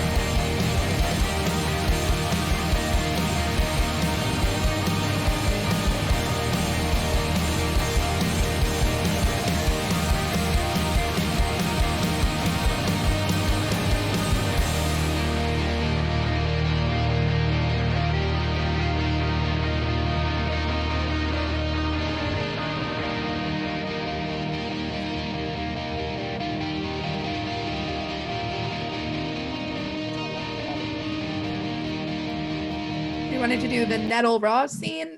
We're back. We're back! Yay! Time has passed. The party is discussed. They'll figure out what they want to do with Mullane and Serana in season 2. Was some very obvious setup. As we went through Corvus's funeral, we did a brief shopping trip. And now we're going to continue this week's worth of downtime in our epilogue of season 1. It's probably one of the nights. Rosalind, this one night you decided, I guess, to not hang out with Hazel for an extended period amount of time, playing cards or giving awkward hugs.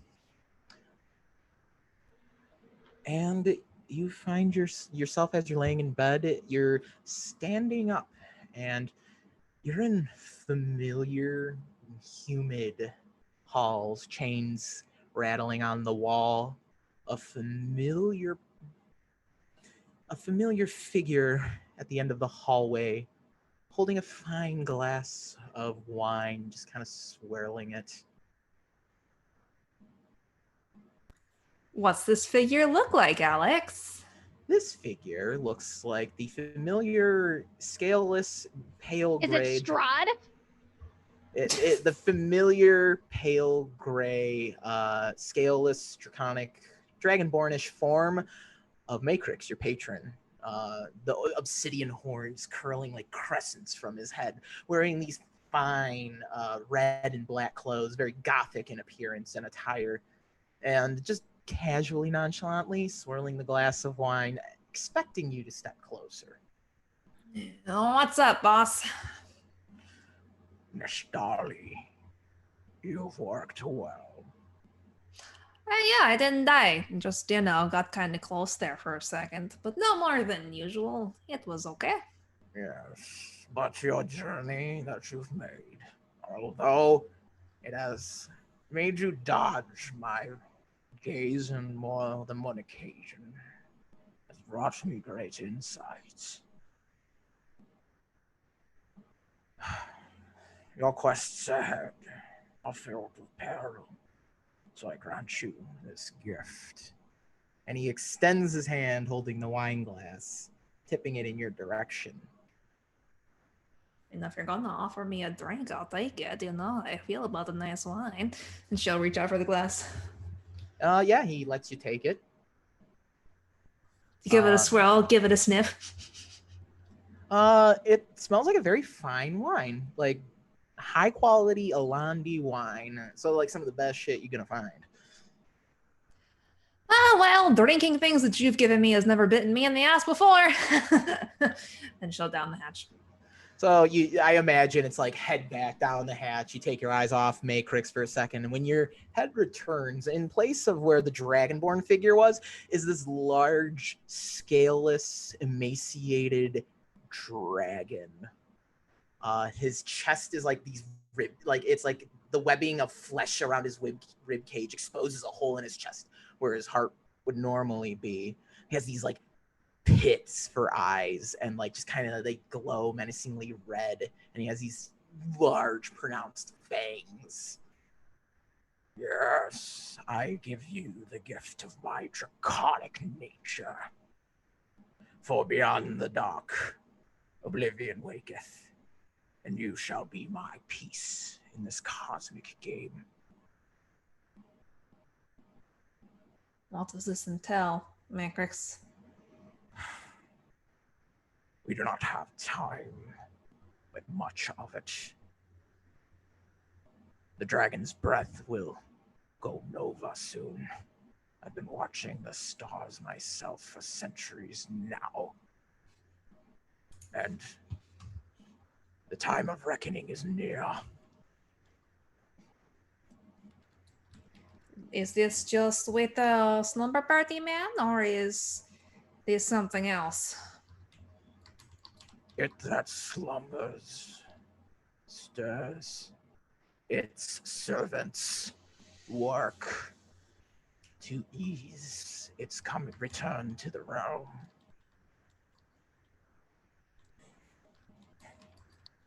And in the pursuing struggle, we shall take power as it was originally when we originally defeated the Great One from beyond. Do you know, Matrix? I know you have eyes everywhere. Do you know where the nexus is of this uprising? Or should I go? There is a monastery that was once devoted to Satyr in the Cursed Barrens. It that slumbers, watcher in the dark, peers into our realm from there. Perhaps you can find secrets there and return here. For we may require the knowledge that our rivals of House King's Vault have discovered. Perhaps it's time for you to return home.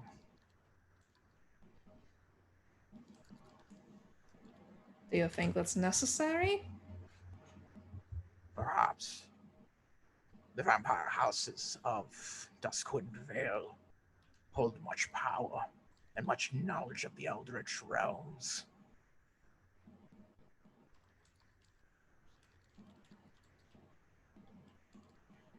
And there's none other of my loyal followers who I entrust this goal with more than you, Nishdali.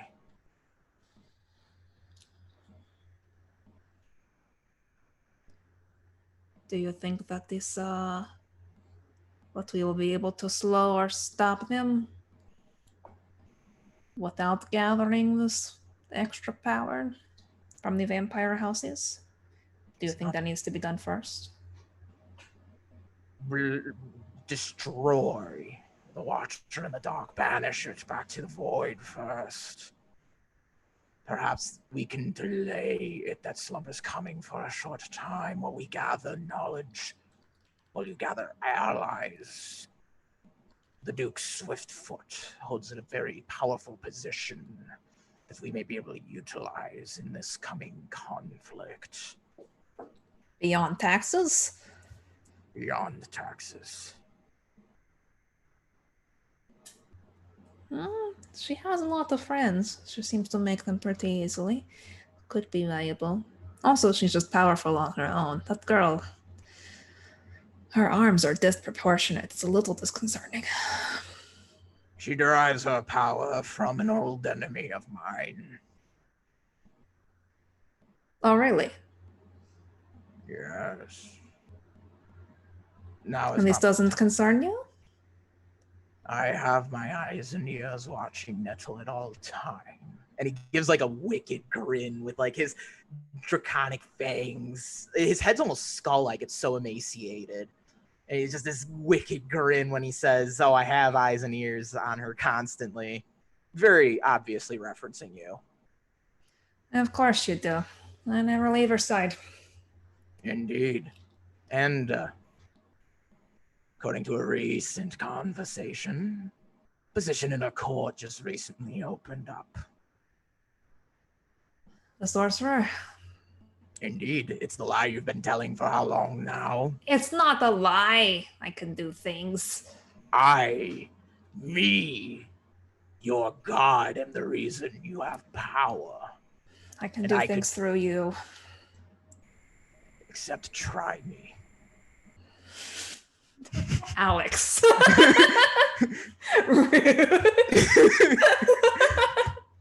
That's not fair. Okay. Hey, at least you didn't throw in that last little word in there. Appreciate that. Rosalind, you could become more than just my eyes and ears with the Duke Swiftfoot. You could become my whispers, guiding her hand.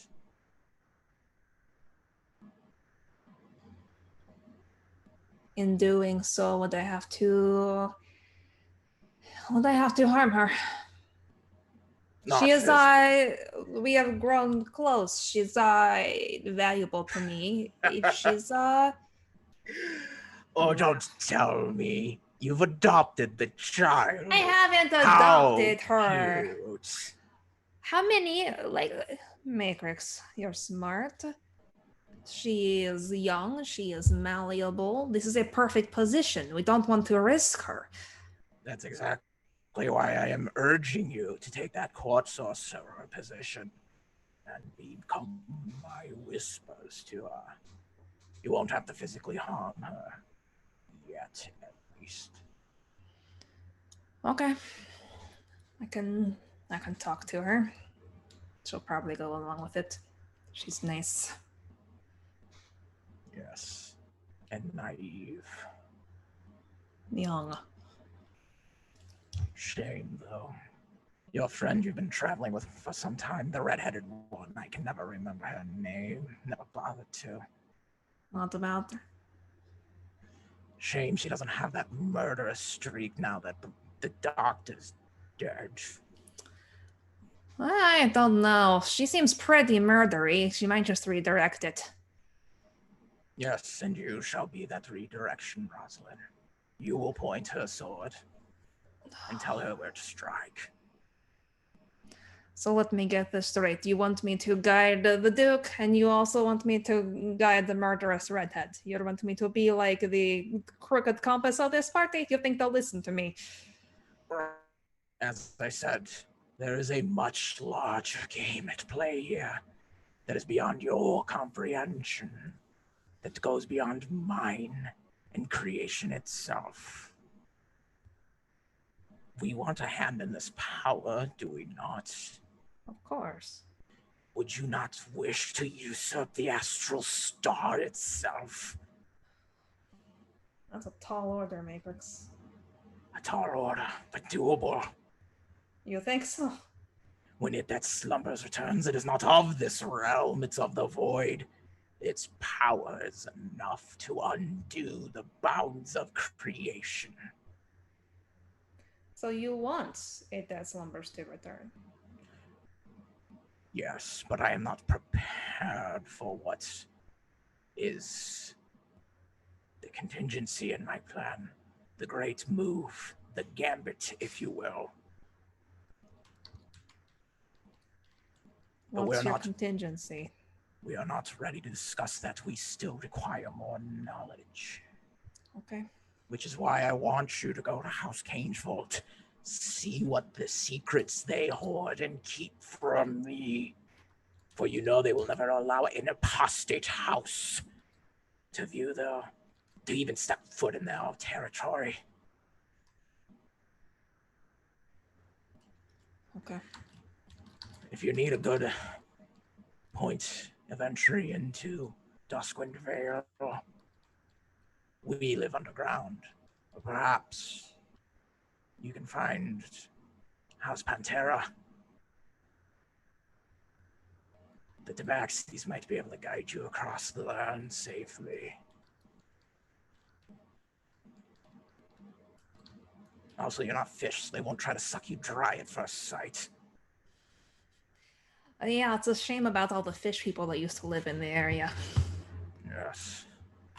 That was bloody. Rosalind, if this is a game of chess, and I am the king, then that would make you... You are the most important piece in my game, the most powerful. That would make you my queen in this game. That's a lot of power. I'm entrusting you with this. I see the potential you have. I will not squander it, no matter how hard you or how far you try to run away.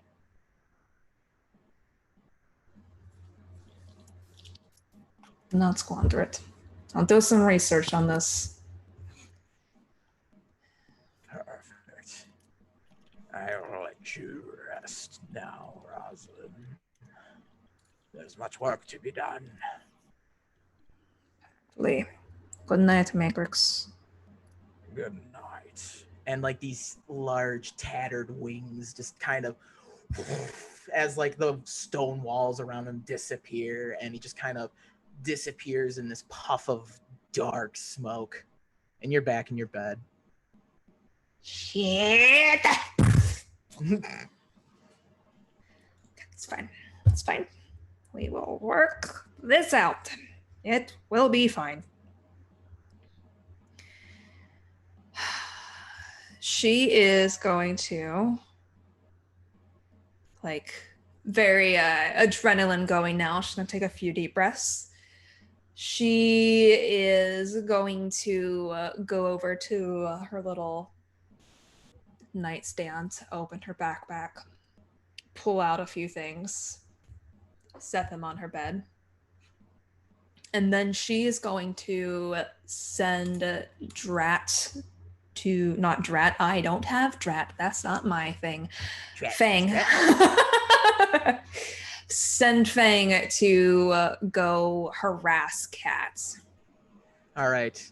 Cat, in the middle of the night, Fang is, you feel a pecking on your face like by like this blunt snoot. And it's Fang just kind of like poking at you. Fang, what are you doing here? And Drat kind of scurries up. It appears that Fang's mama wants you to go pay Fang's mama a visit. How much of that did I understand? Because I still don't speak Draconic, I don't think. A little bit. You hear Fang's mama. That's the part you probably catch. Great. Rosalind wants... Okay, yeah, just be quiet. Don't wake up Lillian. I'll sneak out of the room. And as you sneak out, you turn back and Drat curls up like next to the curled up Lillian in the bed and nuzzles in all nice and sweetly. And Drat is like, Drat is Drat. Murder for Mama's friend, sister. And Lillian. Thanks, Drat. Okay. I'll go. I love Drat so much. Yeah. I'll go. Drat's the best of all of us.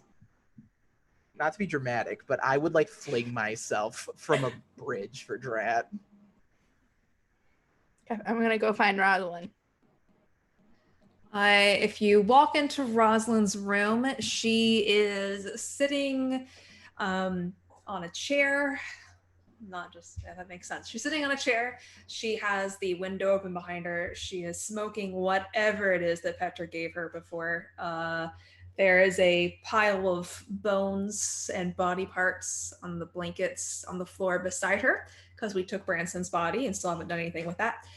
And then she's just watching silently as you come in. On the bed is a small pile of items, and Roz will gesture to it with her smoking apparatus. What is going on? She will see an envelope that has Cat written on it in a pretty script, an official looking certificate of some kind, and what looks like a photograph. Rosalind, what is this? Stuff I got from Norland's office. It's yours. Oh. Thank you, Rosalind. I'll go pick it up. You do so. You moved and pick up the note. Your name's on it. You recognize the handwriting as Nora Lynn's. You've seen her handwriting enough. I will open it. All right. There should be a handout available to you in Roll20, I believe. If not, let me know. I can fix that then. Speaking of Roll20, check out Roll20. We are members of the Spotlight program, and it's really, Roll20 is a wonderful virtual tabletop that I've been using for years now, and it's only been getting better as time goes on. Anyway, so if you can you see it yet or no? What's it labeled? Note for Cat from Norland. Oh yeah, we have like a shit ton of. Yeah, we gotta let handouts. No, I don't have anything like that. What the heck? All right, hold on. All right. Got a personal journal? I have it if you want me to just go ahead and read it, or do you want to wait and try to get it working for Lucy? I kind of just want, I want everyone else to be able to see it too, but yeah. Okay. Sure. Go Maybe ahead. I need to refresh. Hey, you should be able to see it now. I see it now, yeah. Abby, can you show the Roll20 screen for us, please? Never mind. Yeah, I got it. Okay, cool. I'll just. I mean, I could, but it was gonna take some setup. I didn't set it up before. Oh, no worries. I'll just post it in the Discord, which is a great time to mention. Join our Discord server. All right. Whenever you're ready, Lucy. Dear Katerina, if you are reading this, I am most likely dead, for I finally saw the error of my ways, and the realm is better for it. There are not enough words in all the languages for me to express my deepest apologies for the pain I inflicted upon you, your sister, Corvus, everyone. I would pluck every star from the night sky if it meant healing the harm I have done. I hope one last consolation I can give you is the help to answer some of your questions. I must admit, as I got to know you over the years, you always reminded me of myself when I was younger. A fire in your heart to do what's right, and the whole of Kovith's legions could not stand in your way. Perhaps the spunky physician with a chip on her shoulder was the perfect apprentice for Dr. Branson. He promised me something no institution could grant me, the ability to change healing as we know it. I joined the Biomancers in Branson's enclave because I believed in his work at first. I believed in his mission, but over time, my morality was eroded. When the Inquisitors came, he told me they didn't understand our work. When I questioned what we were doing, he would remind me that the great work required great sacrifice. I let myself be surrounded by him and all of them, their sick ideologies twisting my own judgment. This would eventually lead to Corvus. It led to Lillian and to you. As I worked with you and Lillian over the course of the years, I came to love you, and the error of my ways became apparent. This section goes on to detail what Kat already knows about Minerva's origins. It was I who had orchestrated your escape, and I only hope Lillian is now safe. I apologize deeply for the sins I have committed, and do not ask you to forgive me. I have turned over the names of doctors and god hands of other biomancers' enclaves, as well as other headquarters, locations to the Inquisitors, so that their abhorrent medicine shall harm no others, as they are swiftly brought to justice. I hope that no others are caused any harm by biomancy, nor can someone be seduced by their promises. Kat, you do not have to forgive me, but I hope that you can find joy and purpose in your freedom and become the woman I could have been. Let your compassion always be your compass, but do not allow your intentions to lead you down the road to ruin. With your freedom, you have a whole life ahead of you, and you can do anything you set your mind to, so I hope you can choose whatever dream it is you have. Do not let anyone's opinions of your bloodline or divine spark describe you. Speak for yourself. I am sure I will be proud of whatever woman you become, Norlin. Kat is crying. Just as planned. Yes, good. It must happen every episode. Roz will just sit there in silence and let her read, even though she's crying. And I think if she eventually puts down the letter, any insight in there for you, Kat?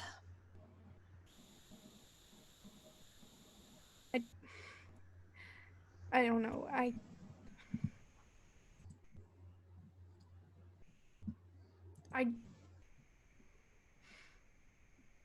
It's hard, I guess, to try and understand why she made the choices that she made.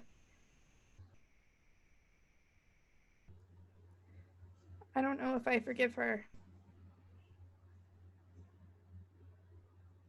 But I don't think I hate her. I'm pretty sure you don't. I mean, it seems complicated, but I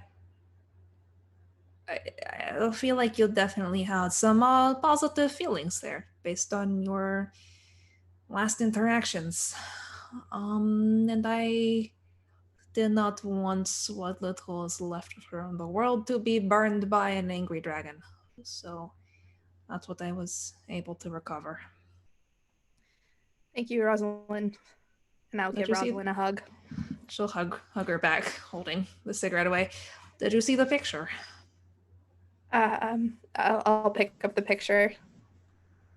It's a picture of Norlin with you and Lillian. Photograph. They have photographs. It's black and white or sepia toned in this setting. They don't have colored photography yet. Spooky. And it's like you were younger at that time. During that time, you probably didn't really fully understand everything that was going on, but it's a nice photo. I don't know what to say, Rosalind. Thank you. You're welcome. I think you would do the same for me if I had family that I gave a fuck about. I hope so. You're a good friend, Rosalind. I try. I do sincerely try.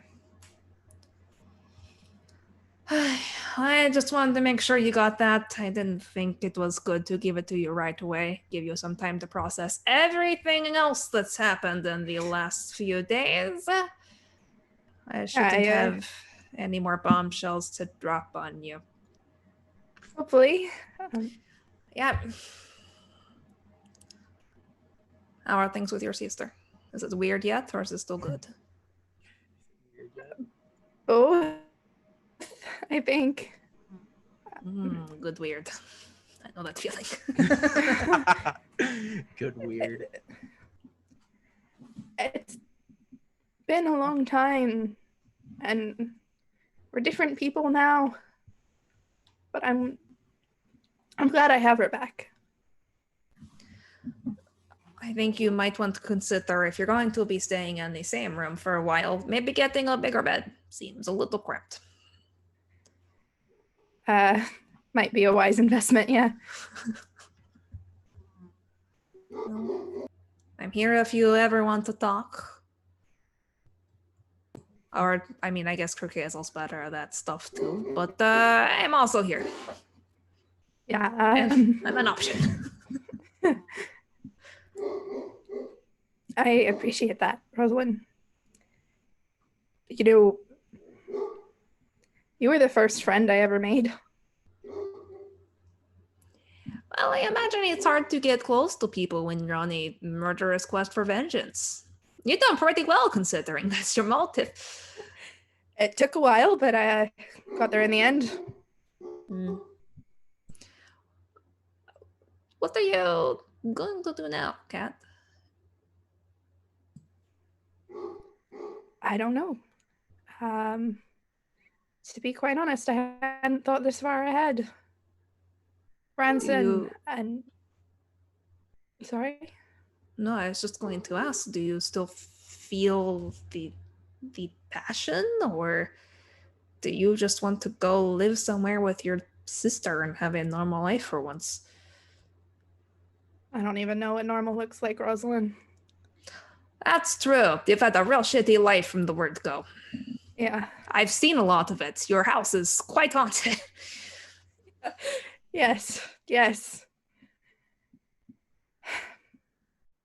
I don't know what I'd be without something to accomplish.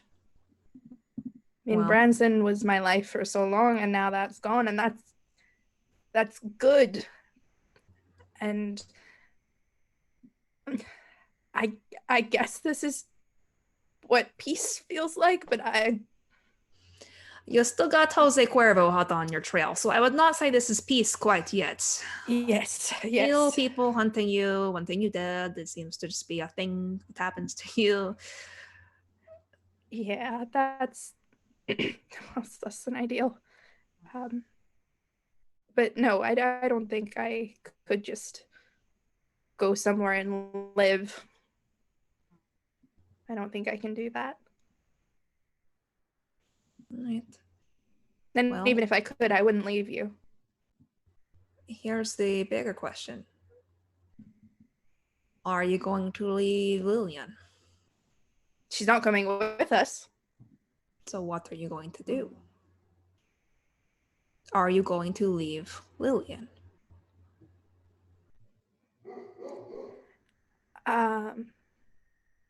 Maximus is just feeling it tonight.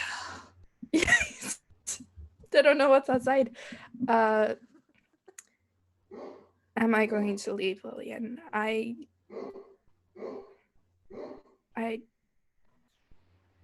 it's just a squirrel! He does this every night. Normally I have the window shut, really so it's not so bad, but so sorry. Sorry, go ahead, sorry. Quite frankly, I hadn't thought about what I'm going to do yet. I mean, I think I have to, right? I mean, she can't come with us and I can't stay behind, so... I just want you, I know we're taking a few days to recuperate, and obviously this is a reunion you've been waiting for a long time, but I want you to be mentally prepared. Mentaling? That's not the word.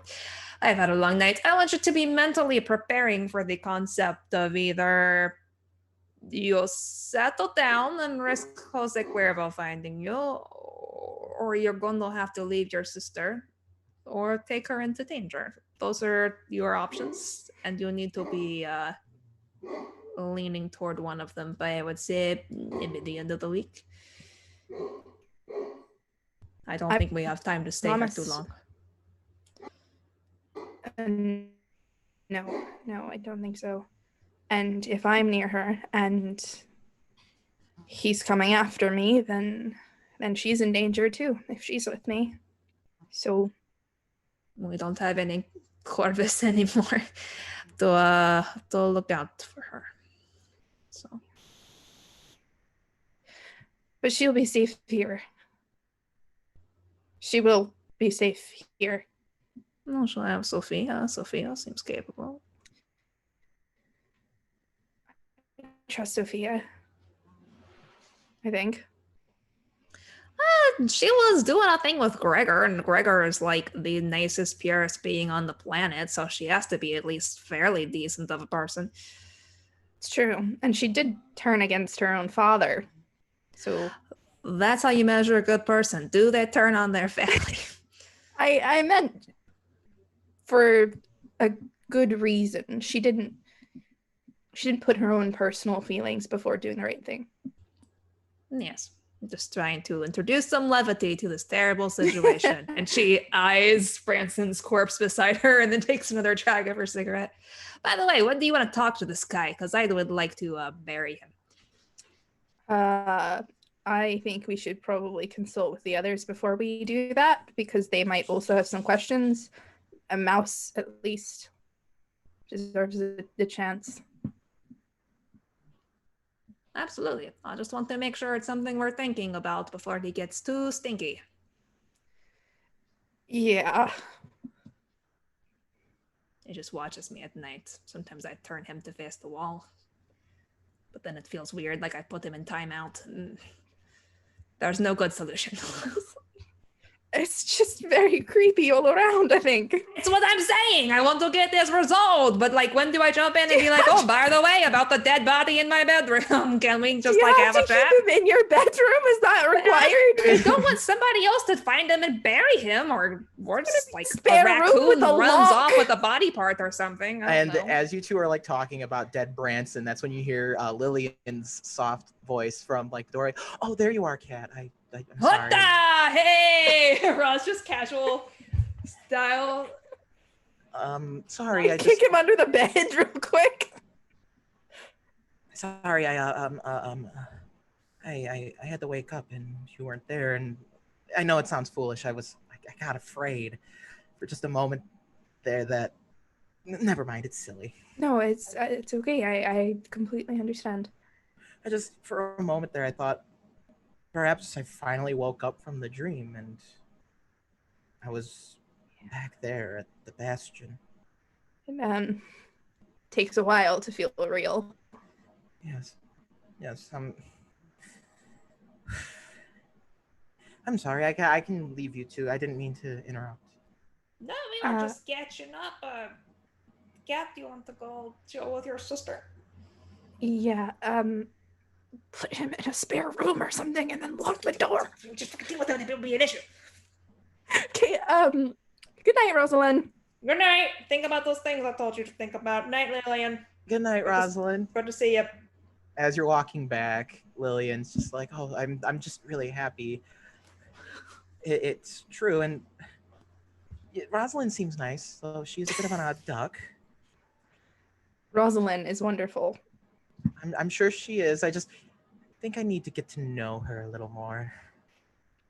She can be off-putting at first. You know, I try not to question what other people do, but keeping a dead person in your bedroom's that's a bit up there with creepy. She has her reasons. Okay. Well, I hope, maybe tomorrow you can tell me all about the adventures you've had. That would maybe be exciting. Yes. Yeah. Yes, I can do that. I mean, never mind. We can talk about it tomorrow. No, what is it? It's just you've been free for so long, and just maybe it'll give me an idea of what I should do with all this freedom I have. Been thinking about that a lot lately. You know what? You should speak to Sophia about seeing if you can find something to fill your time here. I mean, there's a library. Maybe they I need was a there. librarian or... Did I tell you that they actually have a really extensive list of like medical texts? Really? That's interesting. Yeah, and I learned a lot about medicine when back there. She's trying like dance around the whole, hey, remember when we were prisoners to be lab rats for these wild Nazi doctors? Mm-hmm. That's something you want to keep in your life? Well, you remember I was always really good with like the healing magic, and if I can apply that with the knowledge that I have, maybe I can put some good into this world. Nettle is looking for a court physician for the Spire. Maybe you could take an apprenticeship. Well, that maybe. It's definitely something to think about, but you're the best sister ever, Kat. I owe you everything. You owe me nothing. I'm so happy. I didn't think I'd ever see you again. I know I've been kind of like clinging to you, and if you need space, just let me know. I'm not trying. It's very big in here and very Lillian, I have spent the last however long every single day being terrified that you were gone and I would never see you again. And quite frankly, I am not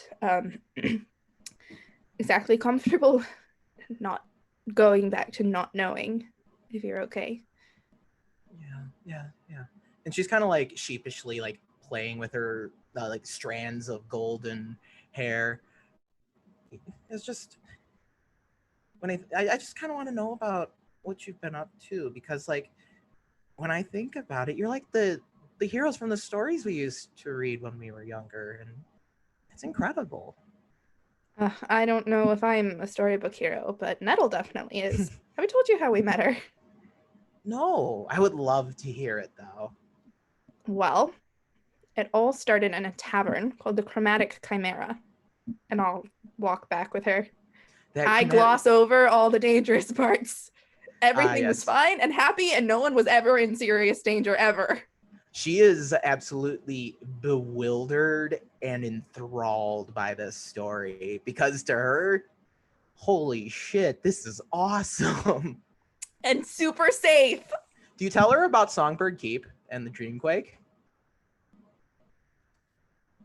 I'm gonna make sure she's asleep before we get that far and figure it out later.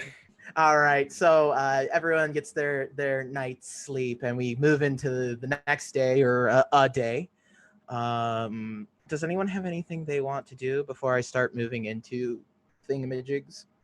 I do. Yes, Creek Hazel. All right, so everyone wakes up to the fresh smell of a nice breakfast prepared in the main room. And Hazel's got the dad apron on, just hanging out in the kitchen. I smell a thwap.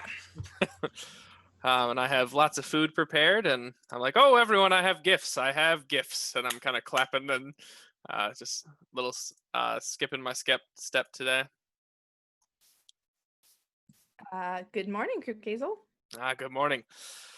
All right, gather around. I'm tired of this, and we're going to put an end to it. All right, everyone's been giving me so much shit for not getting the tattoo. All right. So I have... I should have gone with that, too. I have gotten us something better, and I will get out a little ornate, like, brown box. Alex, you can take my entire dentistry money for this gift if you'd like. Up to you.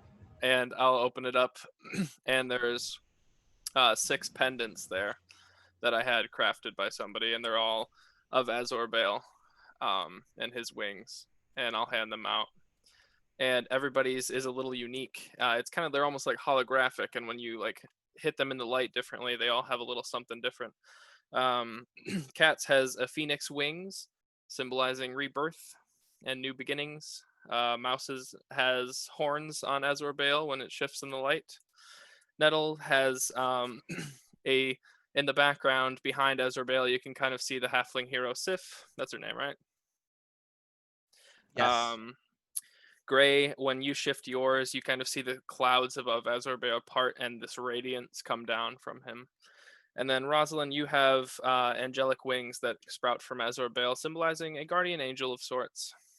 And then my own has it just shifts to Jordantrax's wings in the light. And I'll say, there, we put an end to it. We're all star-touched. We all get it. And Kurkazel totally didn't have to get that tattoo after all. I'm glad we've all agreed on that. This is very nice, though far less permanent than the tattoo, so it's not as much of a commitment, but, still a really good first step, Kurkazel. I'll take a step, I guess. She grins at him. Thank you, Kurkazel. They're beautiful. Oh, you're welcome. Yep. Mouse has gotten mine more on. gifts in these past few days than they ever have in their entire life, and they are just trying so hard not to cry right now.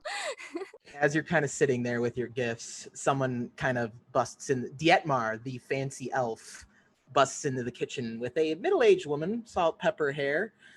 She wears these fancy red clothing. And, there you are, Lord Natural. This is Magistrate Wildmoors at your service. Well, very, very nice to meet you.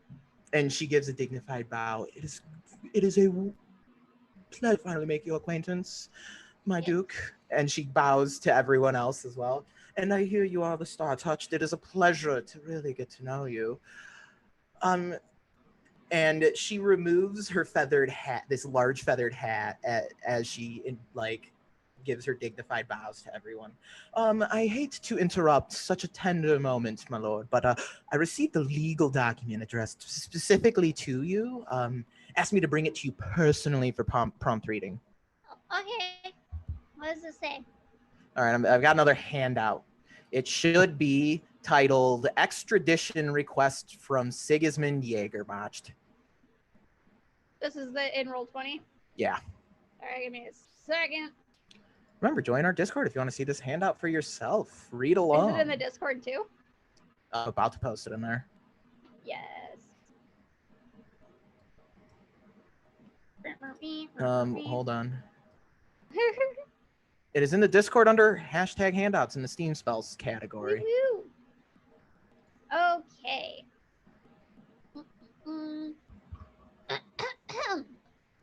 Lord Nettle Swiftfoot, Duke Balin, Baron of the Council of Stars of the Commonwealth of Highgard. That's a really long name. Is my name that long? Your official title is most certainly that long, Your Grace. It's your full title. Oh, okay. It was a pleasure to make your acquaintance in Run's Run recently. It warms my heart to see Mouse keep such honorable company. Hey, that's you! And alas, this document is not one for the sake of friendly conversation. A shame I was not aware of what I am now as I penned this, for we could have discussed this business while you were here. Who's this from? Oh, okay. It has come to my attention that under your custody is a criminal, is one known as Detlef Jade Baumer of Weidenhafen Greater Coveth. Mouse, your brother's name is Detlef?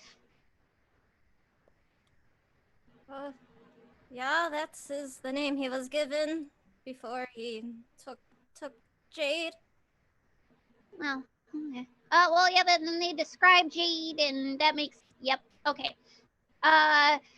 Baumer was a member of the Archibald Black Order of Hex Templars and a deserter. He is charged by the Committee of Order Elders to face trial by court comprised of his fellow Hex Templars for the following crimes.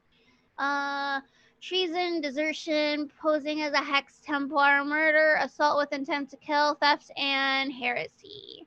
During this court-martial, as per the instruction of the Archibald Black's Codex and the Nimrod's Guide, Nimitz guides on international law regarding Hex Templars. Templar Baumer shall also answer for the crimes he has committed in the following territories: Weidenhafen, Imperial Estate, Urgavel Territory, Thunder's Reach, and Duchy of Balin. That's this one.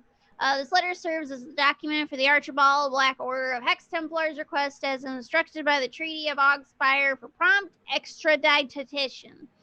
Detlef shall answer for his crimes by our order, for it was our order who provided the training and tools for him to allegedly commit these heinous offenses, so it is our order who shall take responsibility for him. Once a Hex Templar, always a Hex Templar. Sigismund Jägermach. So just so everyone's aware, most characters would know this in the setting. The Archibald Black Order of Hex Templars is the official and legal name of the Black Coats. It's not one that they use very often. It is archaic, and the only reason they still use it is all the old treaties are written with that terminology. Oh, thank you for delivering this. It's a pleasure. If we could have the room, though, not to be rude. Oh, of course, it is not my decision. But of course, Nettle, if you do need advice in law regarding our legal law or Commonwealth law, or of course international law, my office is always open to you. No, thank you. I am definitely unsure of how to proceed here. Well, I must confer with my party members. Well, if I may offer a piece of advice, your lord. Yes. Due to the aforementioned laws in said extradition request, international law is going to require you to send this prisoner to Ren's Run for justice and trial. You'll probably actually might have to testify yourself if you've witnessed these crimes, which you have. And the consequences of not doing that would be... Oh, they'll send the militant peacekeepers to come seize him by force then. And the Commonwealth will not offer any support in this matter because that would be seen as an act of war against the Black Coat. What if he were dead?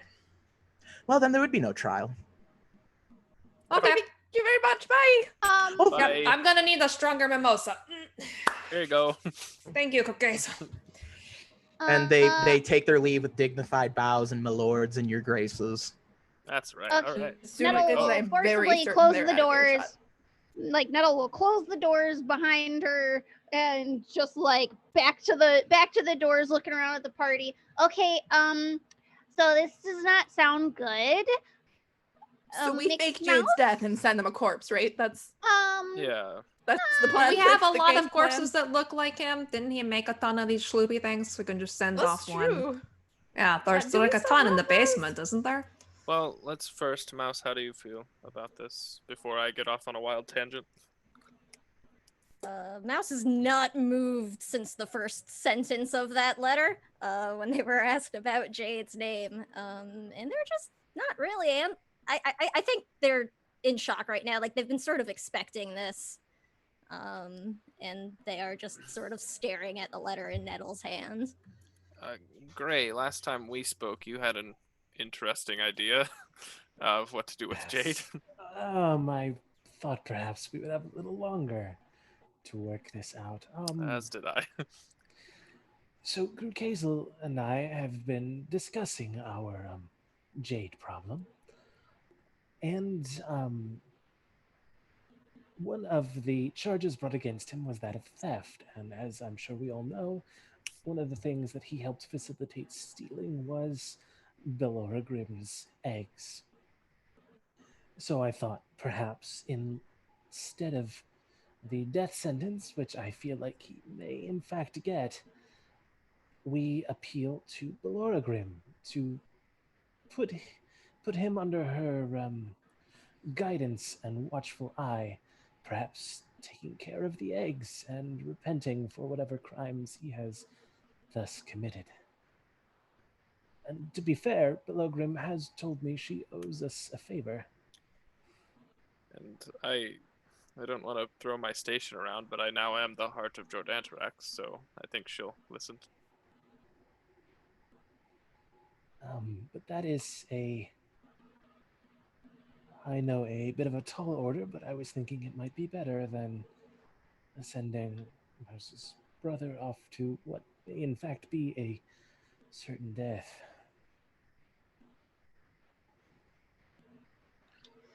I can get him out of there in seconds. Black Coats will want to execute him. If they don't, the Empire will. I have a question. Is there a way to permanently change someone's appearance that any of us know how to do? Ooh, I do. We could kill him, and then I could cast Reincarnate, and he would be a different race. Perfect. Yes. What? Let's turn him into a badger. I'm fairly certain we were trying to avoid the death thing.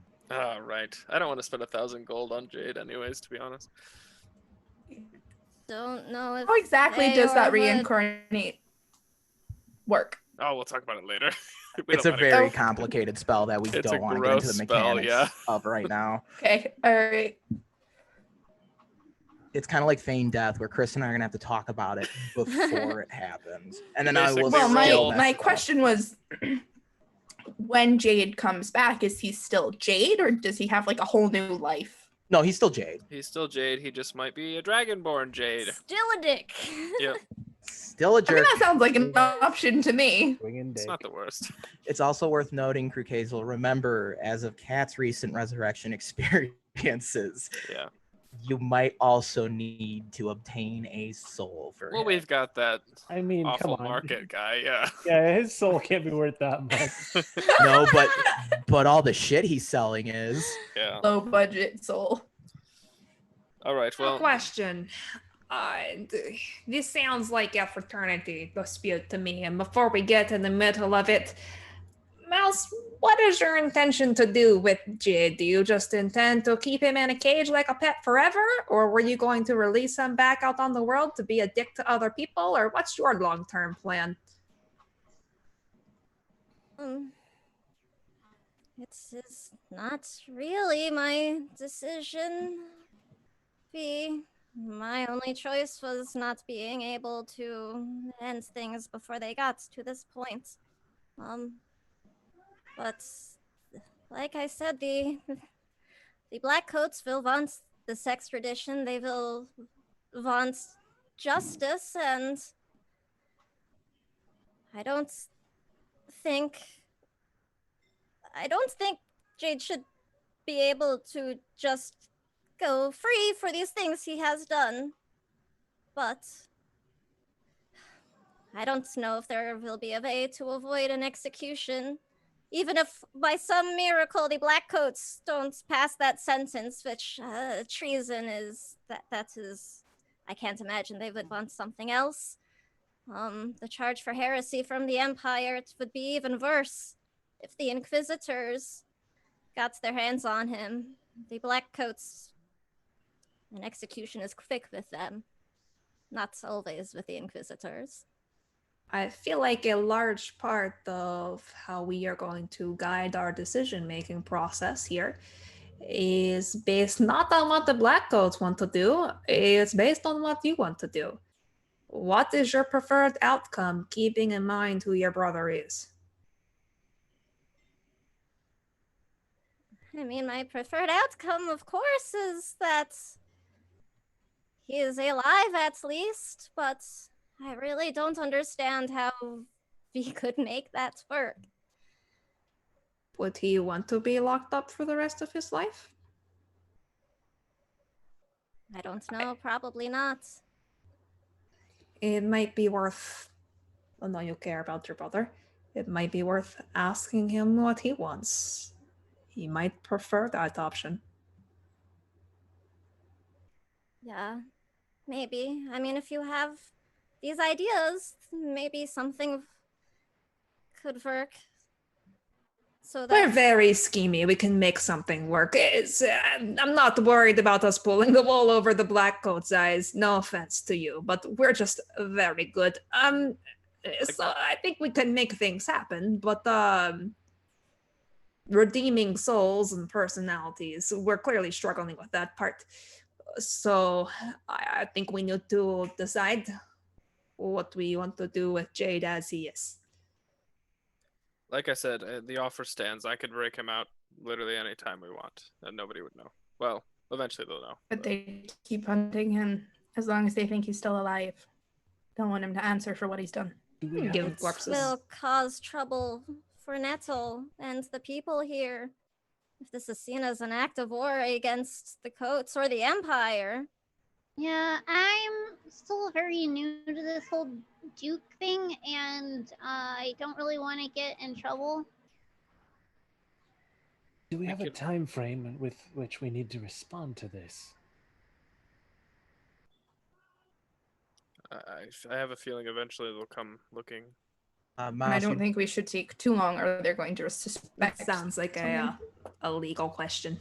Miles, you'd probably know due to your experience as a black coat, when there is a request for prompt extradition, they mean prompt. Nettle probably has about 2 weeks to begin getting Jade ready and sent over. I mean, we could always just do the classic jailbreak where we just stab each other and make it look like Jade got away. Sure, our reputation will take a hit, but... Well, Mouse, it's your brother. It's your choice. I should talk to him, I guess, and see what he wants. I mean, I don't even know.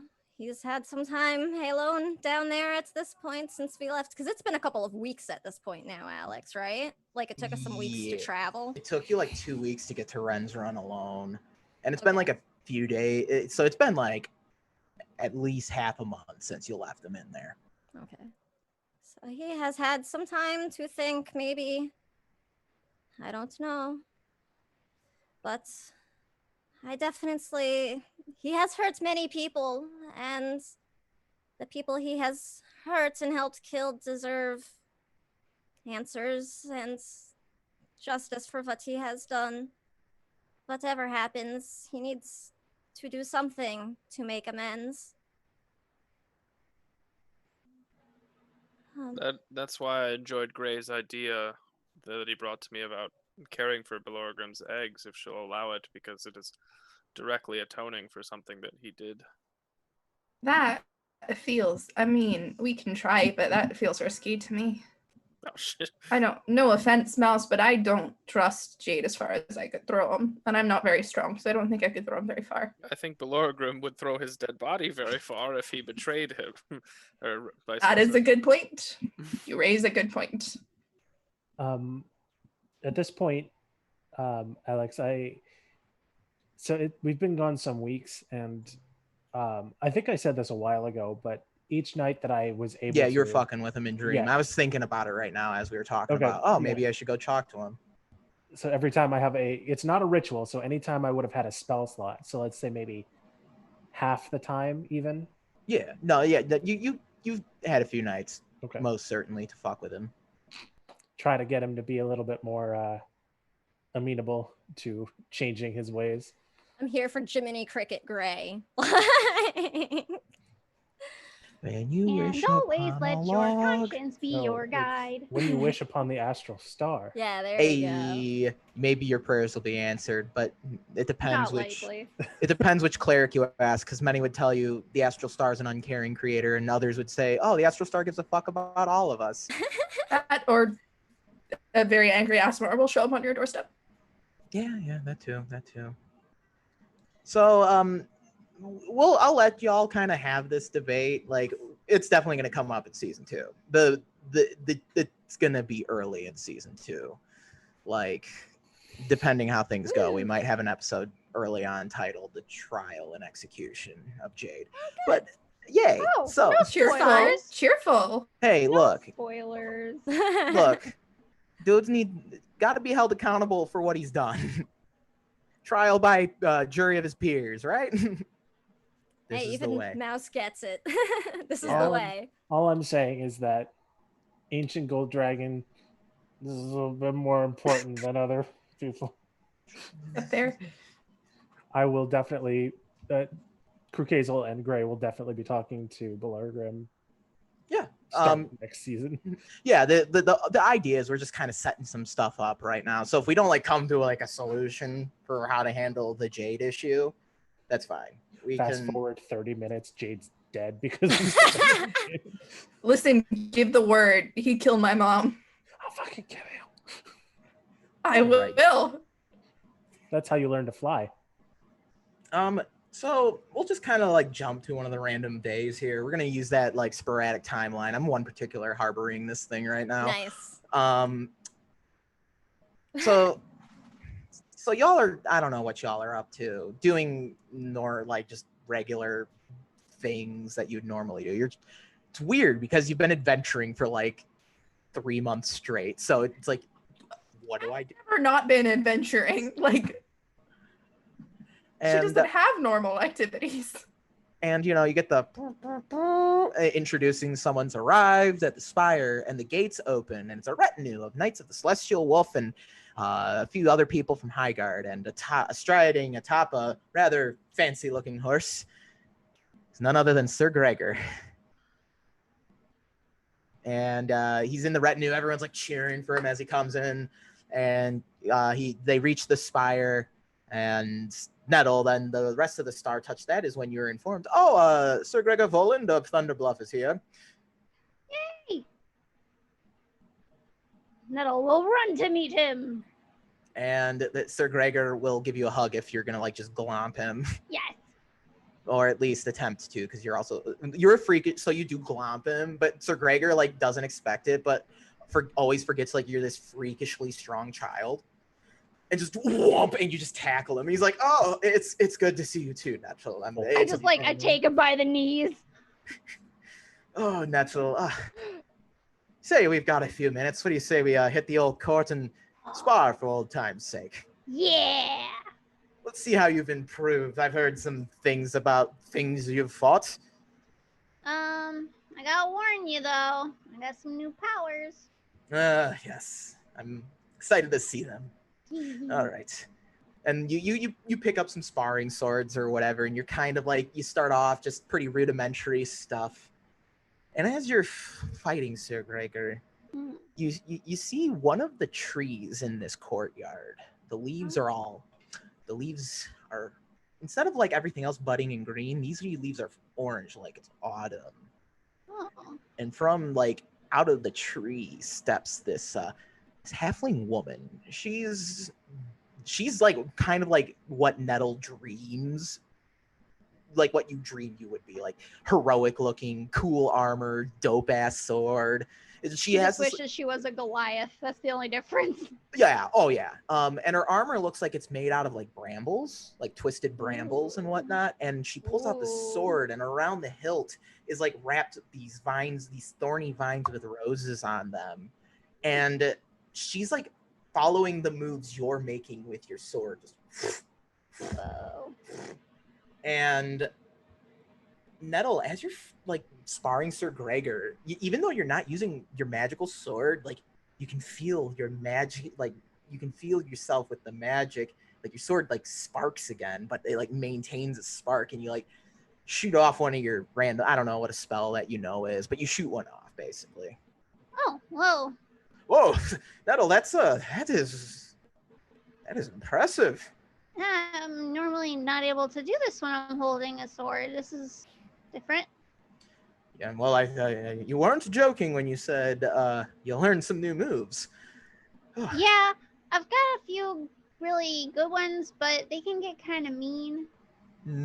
Yes, dirty fighting. I can show you one, but I'm gonna apologize right now. Let's try this. I haven't felt a good strike from a worthy foe in quite a few weeks now. And he kind of like resheathes his sword and does like the samurai stance. Because remember now, I don't know if this ever came up. So Gregor was actually taught how to duel by a samurai from Shivar. So, like, okay, and she looks really hesitant to do what she's about to do, closes her eyes tight, and just says, "You're a big doo-doo head!" and casts Vicious Mockery. Oh my god. And it's just like he's about to strike you. He's like, wow, that is mean. I'm sorry. It's okay. That was a top-notch insult. I'll have to remember that one next time Victor's being a real doo-doo head. But yeah, I can you know how they say sticks and stones will break your bones, but words can't hurt you? That's not true, apparently. Oh. Perhaps you are meant to be Duke all along. Your oration is... Perhaps you too are blessed by the star. Well, Nettle, that's a good sparring match. Though I think my emotions need more healing than my own bruises. Did he make a wisdom saving throw? I'm not rolling dice. Whatever. You hurt his feelings. He's a very nice and sensitive soul. That's his one downfall. He just immediately fails Vicious Mockery because he's just such a sensitive soul. He took 2 psychic damage. He'll be fine. And of course, Sir Gregory is just like, so how's Rosalind been? Real casual like. She's really good.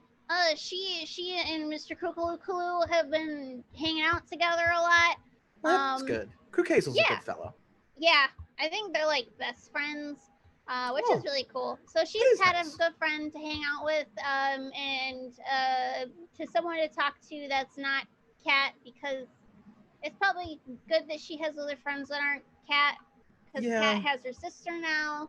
So that's good. Yeah, so they're off doing their thing, and Rosalind doesn't want to be a third wheel, so she goes out and hangs with Mr. Cuckoo, and as we're walking by the way, Mr. Gray, I love the new coat. Oh yes, I spent actual real money on it. I don't do that much. He just starts looking at his own jacket like he doesn't really look at it much. It seems like a few of you, huh? Sophia took you all shopping, huh? Yeah, that was really fun. I like hanging out with Sophia. She's the coolest. She is pretty ever. Nice. Yeah, she's cool. also pretty. But sure. Oh, and then we were hanging out with Petra Ponyhosen, and yeah, she came shopping with us, and then. I don't know. I think Petra and Mouse are gonna be playing cards together pretty soon. Playing cards together. I mean, that's not something that people who like each other do. Usually when I play cards with people, I'm doing it because I'm taking their money from them. Well, then what are you and Rosalind doing all the time? Oh, we're just, talking about life and philosophy and reading the good book of the Astral Stars teachings. And we study the constellations sometimes. We do enjoy stargazing together. And other things. Oh, they see stars. Okay, I don't understand adults. All right. Okay. Yeah. And then that's when oh, Rosalind, there you are. Well, hello there. Oh, hey, Gregor. Didn't see you come in. That's a lie. I saw you coming. How you doing? Oh, I'm been okay. I've been cleaning up my brother's messes one after another, but so is life. How have you been? Oh my gosh, we've been doing a lot of vengeance runs. We just finished up one.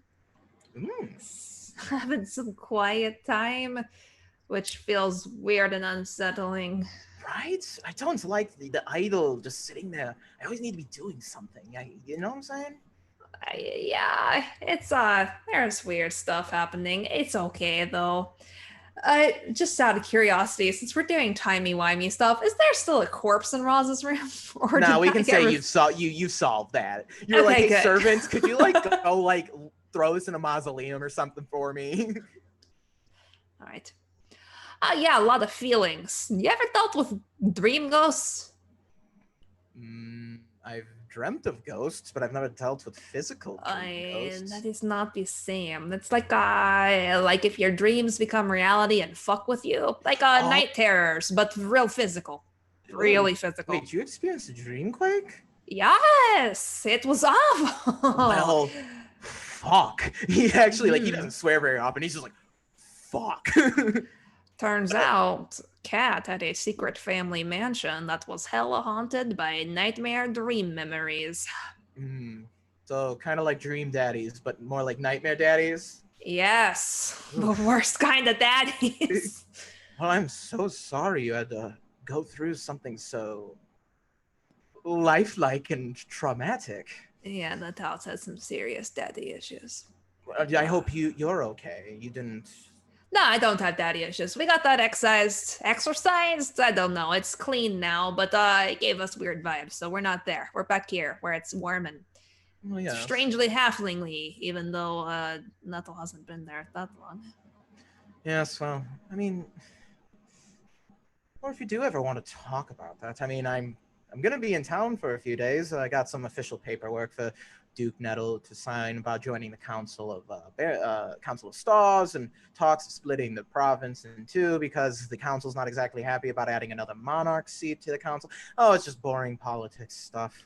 Kind of sounds like it. She's probably going to need a legal guide there. Yes. Perhaps maybe you seem pretty well versed in the law? You know more than most. I know how to stay out of it. I don't know how to file paperwork. That's a little beyond my station. That's very fair. We'll just leave it to the magistrate then.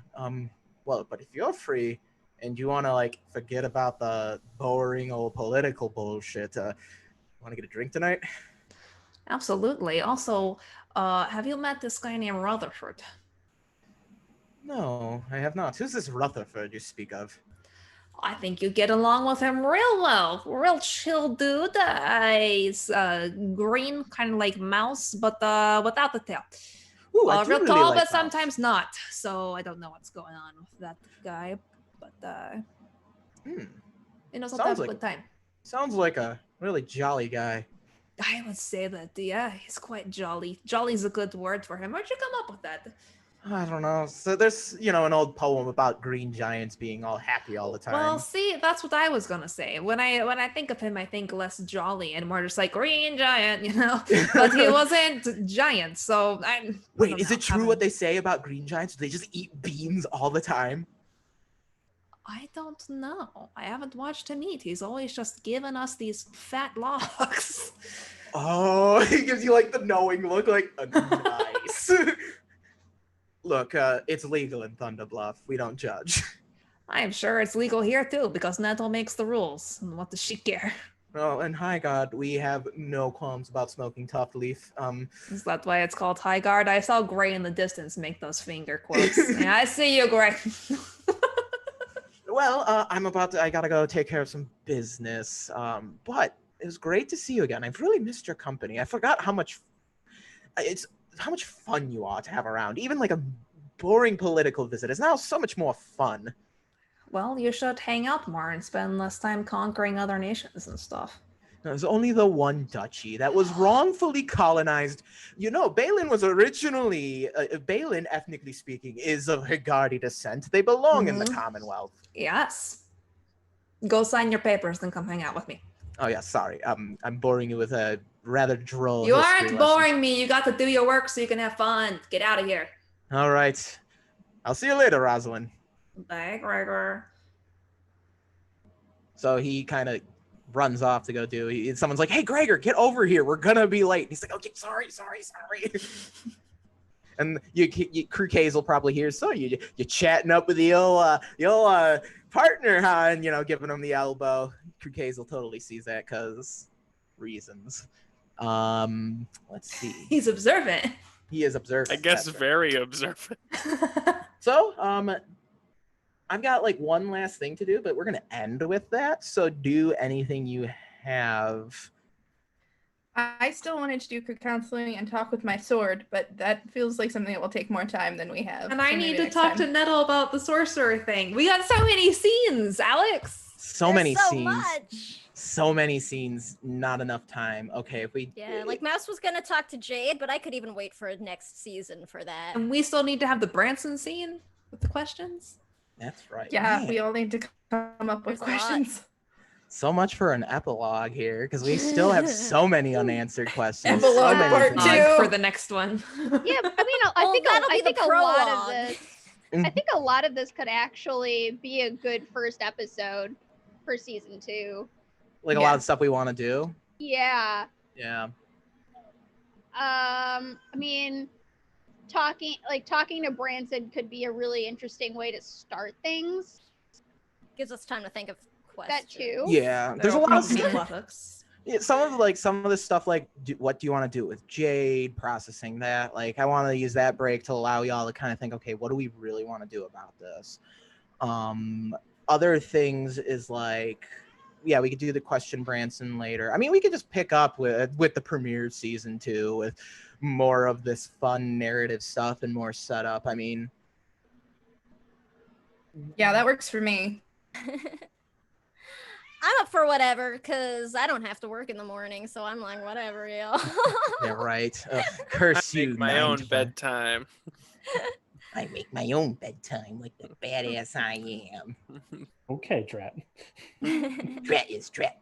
Man. So it Make sounds- its own bedtime. It at least sounds like maybe we're gonna save the Branson questioning for next season. So I Yeah, don't and plus know. that stuff takes I've seen y'all with these things. Y'all like to really plan like those questions out. That's Yeah. well, we'll sit on that.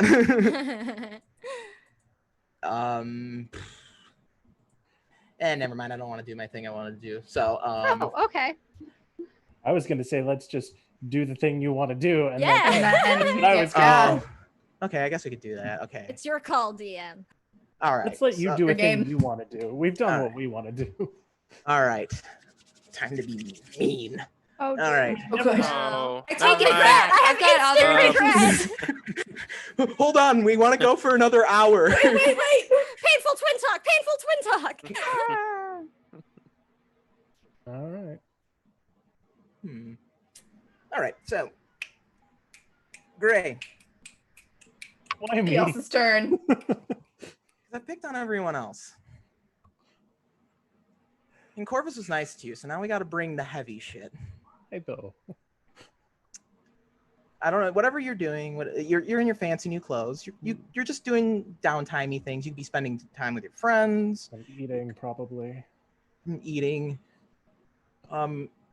Whatever it is you're doing during your meal, you're surrounded by familiar, floofy, celestial, radiant clouds.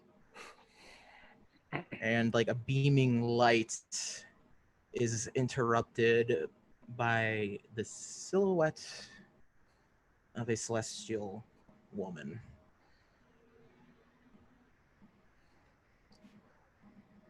Well, I was expecting you at some point, but maybe not right now. Hello, Mother. Hello, son. Did Corvus speak with you yet? No, he's been avoiding me. Yes, I know.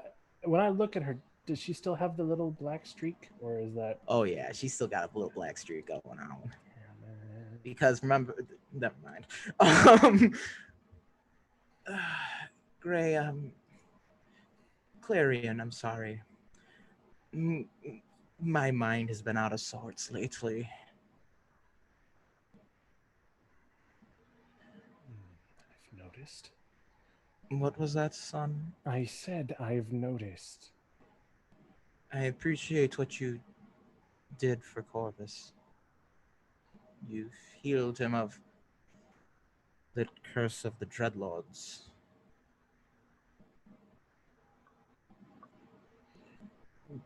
And she like reaches out towards your hand shaking, and you see like when you look at it, her veins are all like black and whatnot. Clarion, when you healed your brother, his illness was given to me. Well, that hardly seems fair. Why do you say that, son? Well, because it's not. We spent all this time trying to bring him back, and you wanted me to bring him back. And I tried, and I did, and I died for it. And yet sacrifice is the greatest thing anyone has ever done for me. Except perhaps what Archibald Black did for me during the Sunless Era.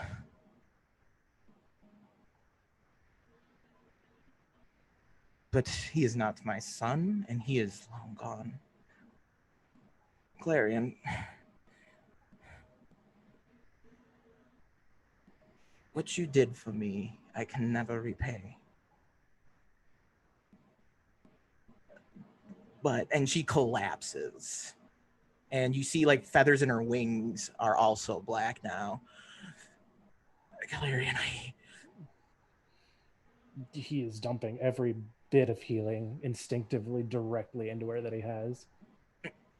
Save your strength. It is of no use. Your power comes from me. And if we wait any longer, your power will be corrupted like me. Clarion, we need to find Blackheart and sever this transfusion of his blood.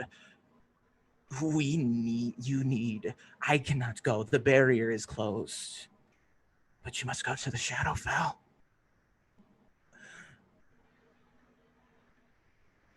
And you must save my soul and the soul of all of my children.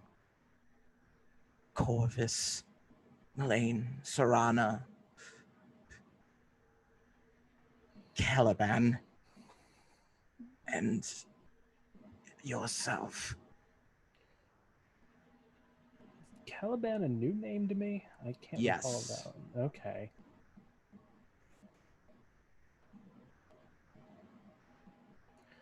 Okay, well, that's... He's basically, at this point, kind of just, like, got her in his arms, and he's just kind of rocking back and forth a little bit, and he's just like, that's a lot. That's a lot. Clarion, it is a lot. How much time do you have? I'm not certain. All I know is that for what comes soon, when Drakistar dies, this realm will need us and all of my children. Okay. This is why Kovar chose me back during the Sunless Era and said that my children would prevent the Darkfall.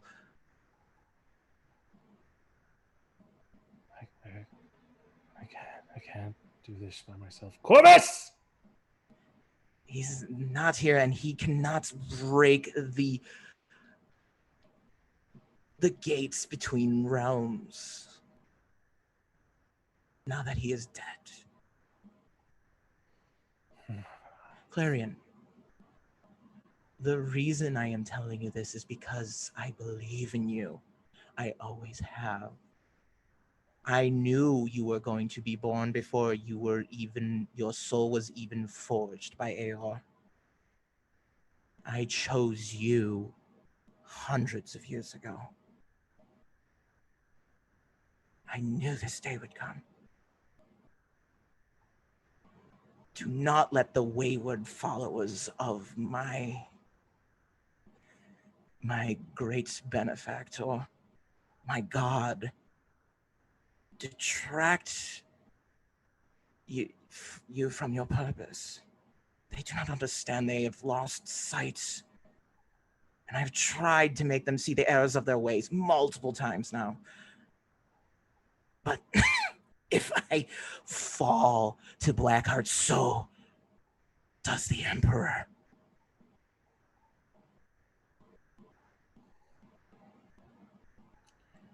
He's gonna kind of take off his glove with his like ethereal hand, place it just about here on her chest, and this is just him not knowing what to do, and he's gonna try to like either put some of his essence into her or take some of whatever this Blackheart crap is out of her. It's just a kid trying to do anything and everything. Okay. So when you do so, the one ethereal hand begins to like look nebulous and then becomes more smoke. You see like motes of smoke and darkness and shadow in your ethereal arm as you have removed some of this essence of Blackheart from Sovereign Clarion, and she stops you. She stops you as you're doing it. You must preserve your own purity. Do not waste your time trying to do this, for you will only transfer the curse to yourself, and then the realm is lost anyway. Any time it buys you is time it buys me.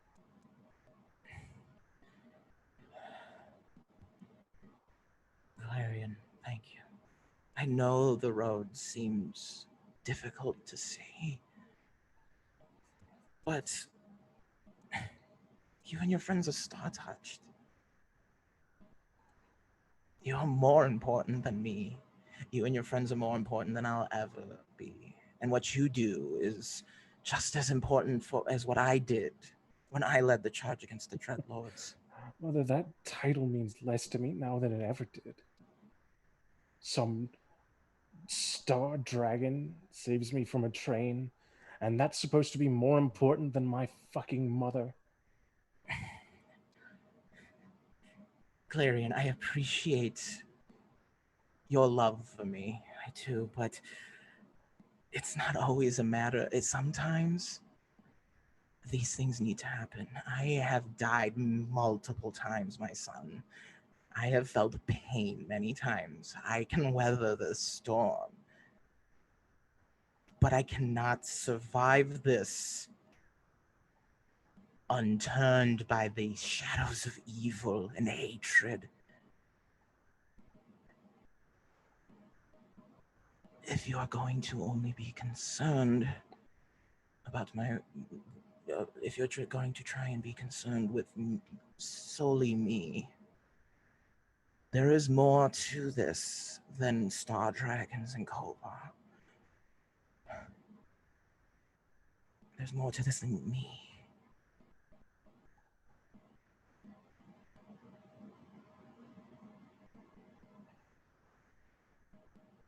I have friends now. I know. Treasure them. You should meet them. I would love to. Perhaps when I'm better.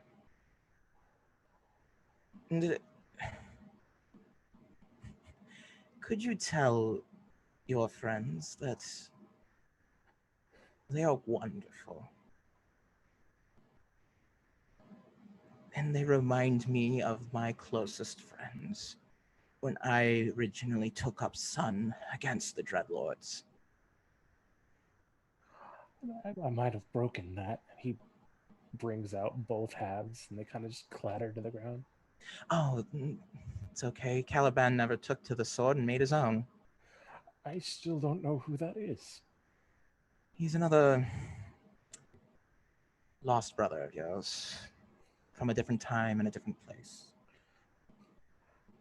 How do you have a dinner table big enough for all of us? What was that? How do you have a dinner table big enough for all of us? Son, I'm a goddamned angel. My table's as big as I need it to be. My table includes everyone who prays to Kovar. My table includes every living thing in the realm.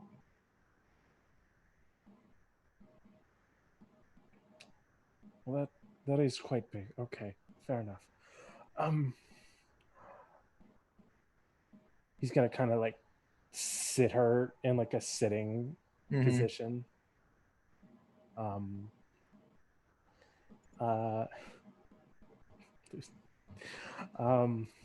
Sorry, I just read something that. No, I read the same damn thing. Say it out loud, Lucy. Say it out loud. Say it. Just tell us what you're thinking. I said, for the audience, no offense to the Sovereign, but she's really bad at keeping her kids close and non-corrupted. Clarion, perhaps I'll tell you of Caliban another time. We don't have time for that right now. No, I dare say not. Okay. pressure. Okay, yes. He's going to snap Sun back to its little pocket dimension.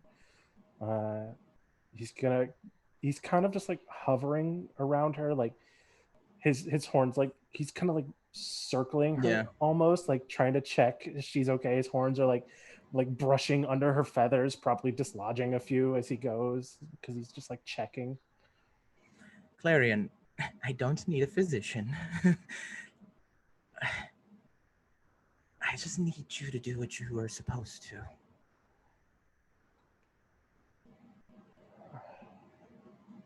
Okay.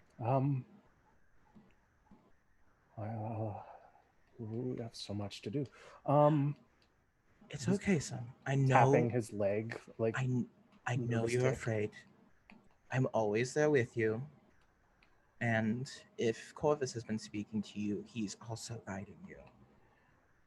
You also have your friends. My friends in life, I could depend on for anything, and your friends seem to be the same way. I love you, son. I always have. I have since before you were even born. And I always will. Okay.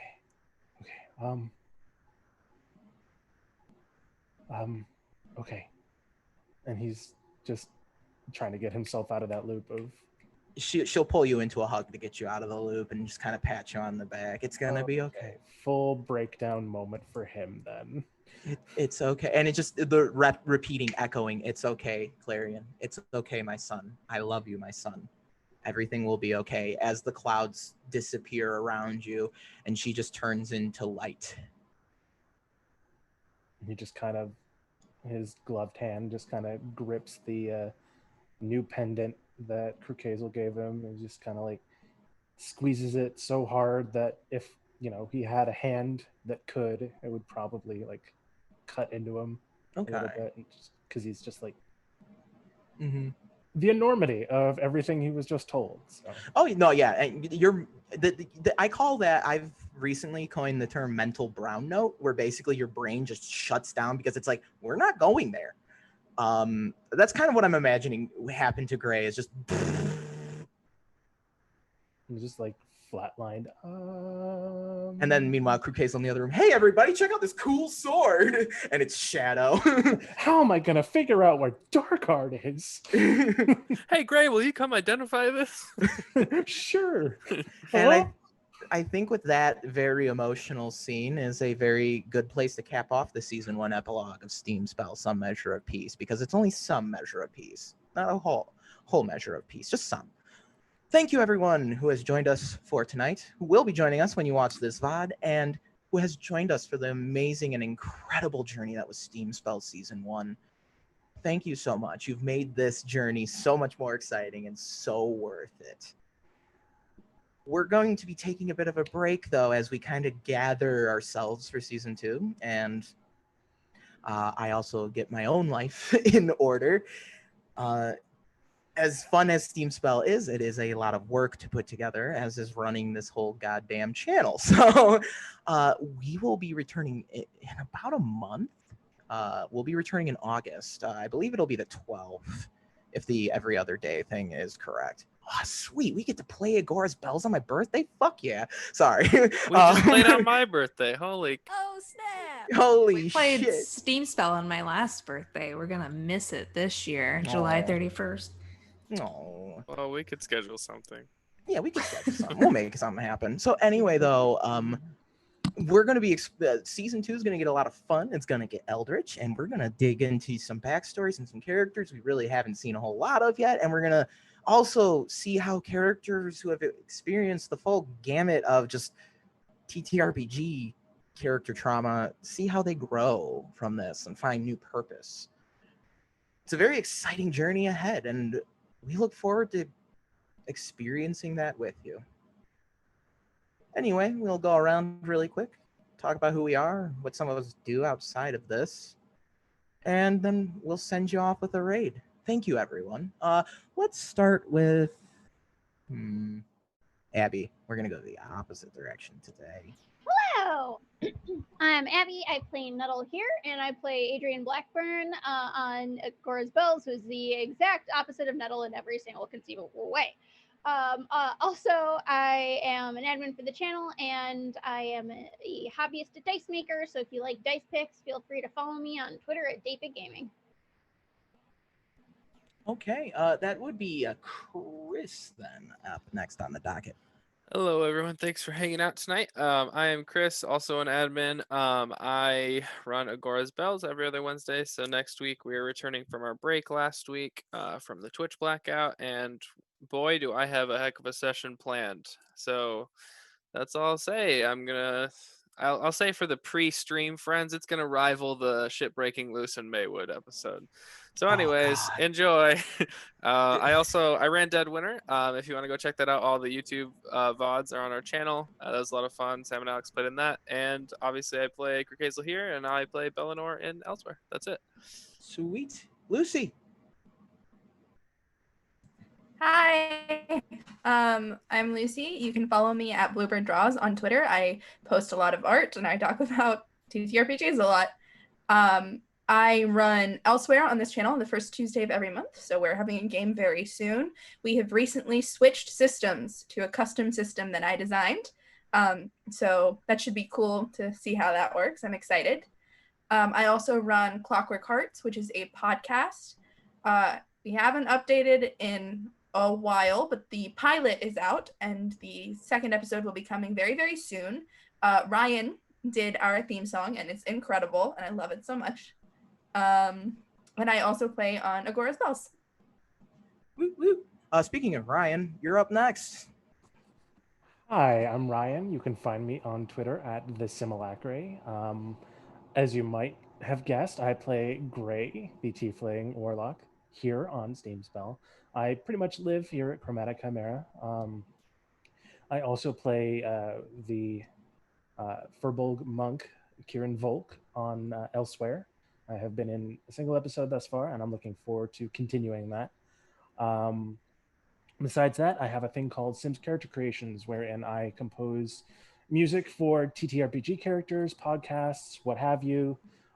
My commissions are currently closed at the moment, but if you still have something you're looking for, feel free to DM me on Twitter and we can try to work something out for when I do get back up and running.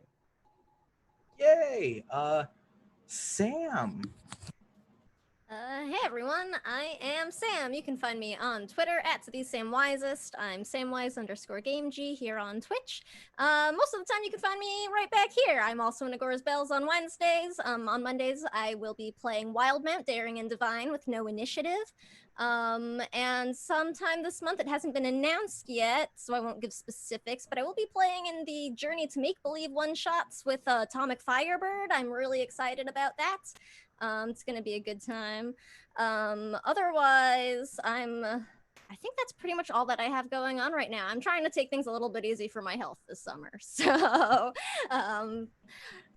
gonna use the season break to great effect, I hope. You mean you're not gonna play in like 10,000 games? Oh, look, we'll drat. see. We'll Yeah, see. yeah. I remember the last time you said I'm not gonna load up on games, and then I joined another game. Pretty much. I had some things that actually changed schedule, so I was like, you know Okay. what? I'm gonna let that be.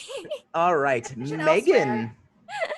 And yes, and there is Elsewhere on Tuesday, this coming Tuesday. I'm Oh, also yes. in that. Oh yes, there is. Megan. Hello, my name is Megan. I am a nerd. If you want to, you can follow me here or on Twitter at Megan is a nerd. I mostly retweet things that are gay and about Black Lives Matter right now. So if you're into being gay and liking Black lives, follow me. Also, if you want to hang out with me between now and our next game of SteamSpell, you'll be able to find me on the Onyx Path on Saturdays from 4 to 7 p.m. Central. I posted some artwork that my castmate and friend Rune did in our art channel on Discord. It's pretty cool. It's a really good team. Love to hang out with you if you want to come have a good time on a Saturday afternoon. Yay! And finally, I am Alex, but you probably know me as Mr. Puddins. That's where you can follow me on the internet. specifically Twitter. I've been tweeting about space. I've been doing a lot of space research lately for this game in Perilous Sun, which is tomorrow, by the way. You should come by at 7 p.m. EST. Come check it out. You can also watch, if you follow me on Twitter, you can watch me tweet about having an existential crisis. It's always a good time when I'm talking about the deep vastness of space.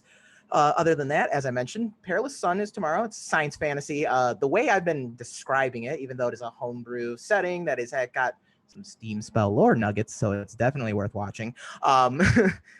It is as if the Guardians of the Galaxy took place in the Warhammer 40k universe. It's a good time.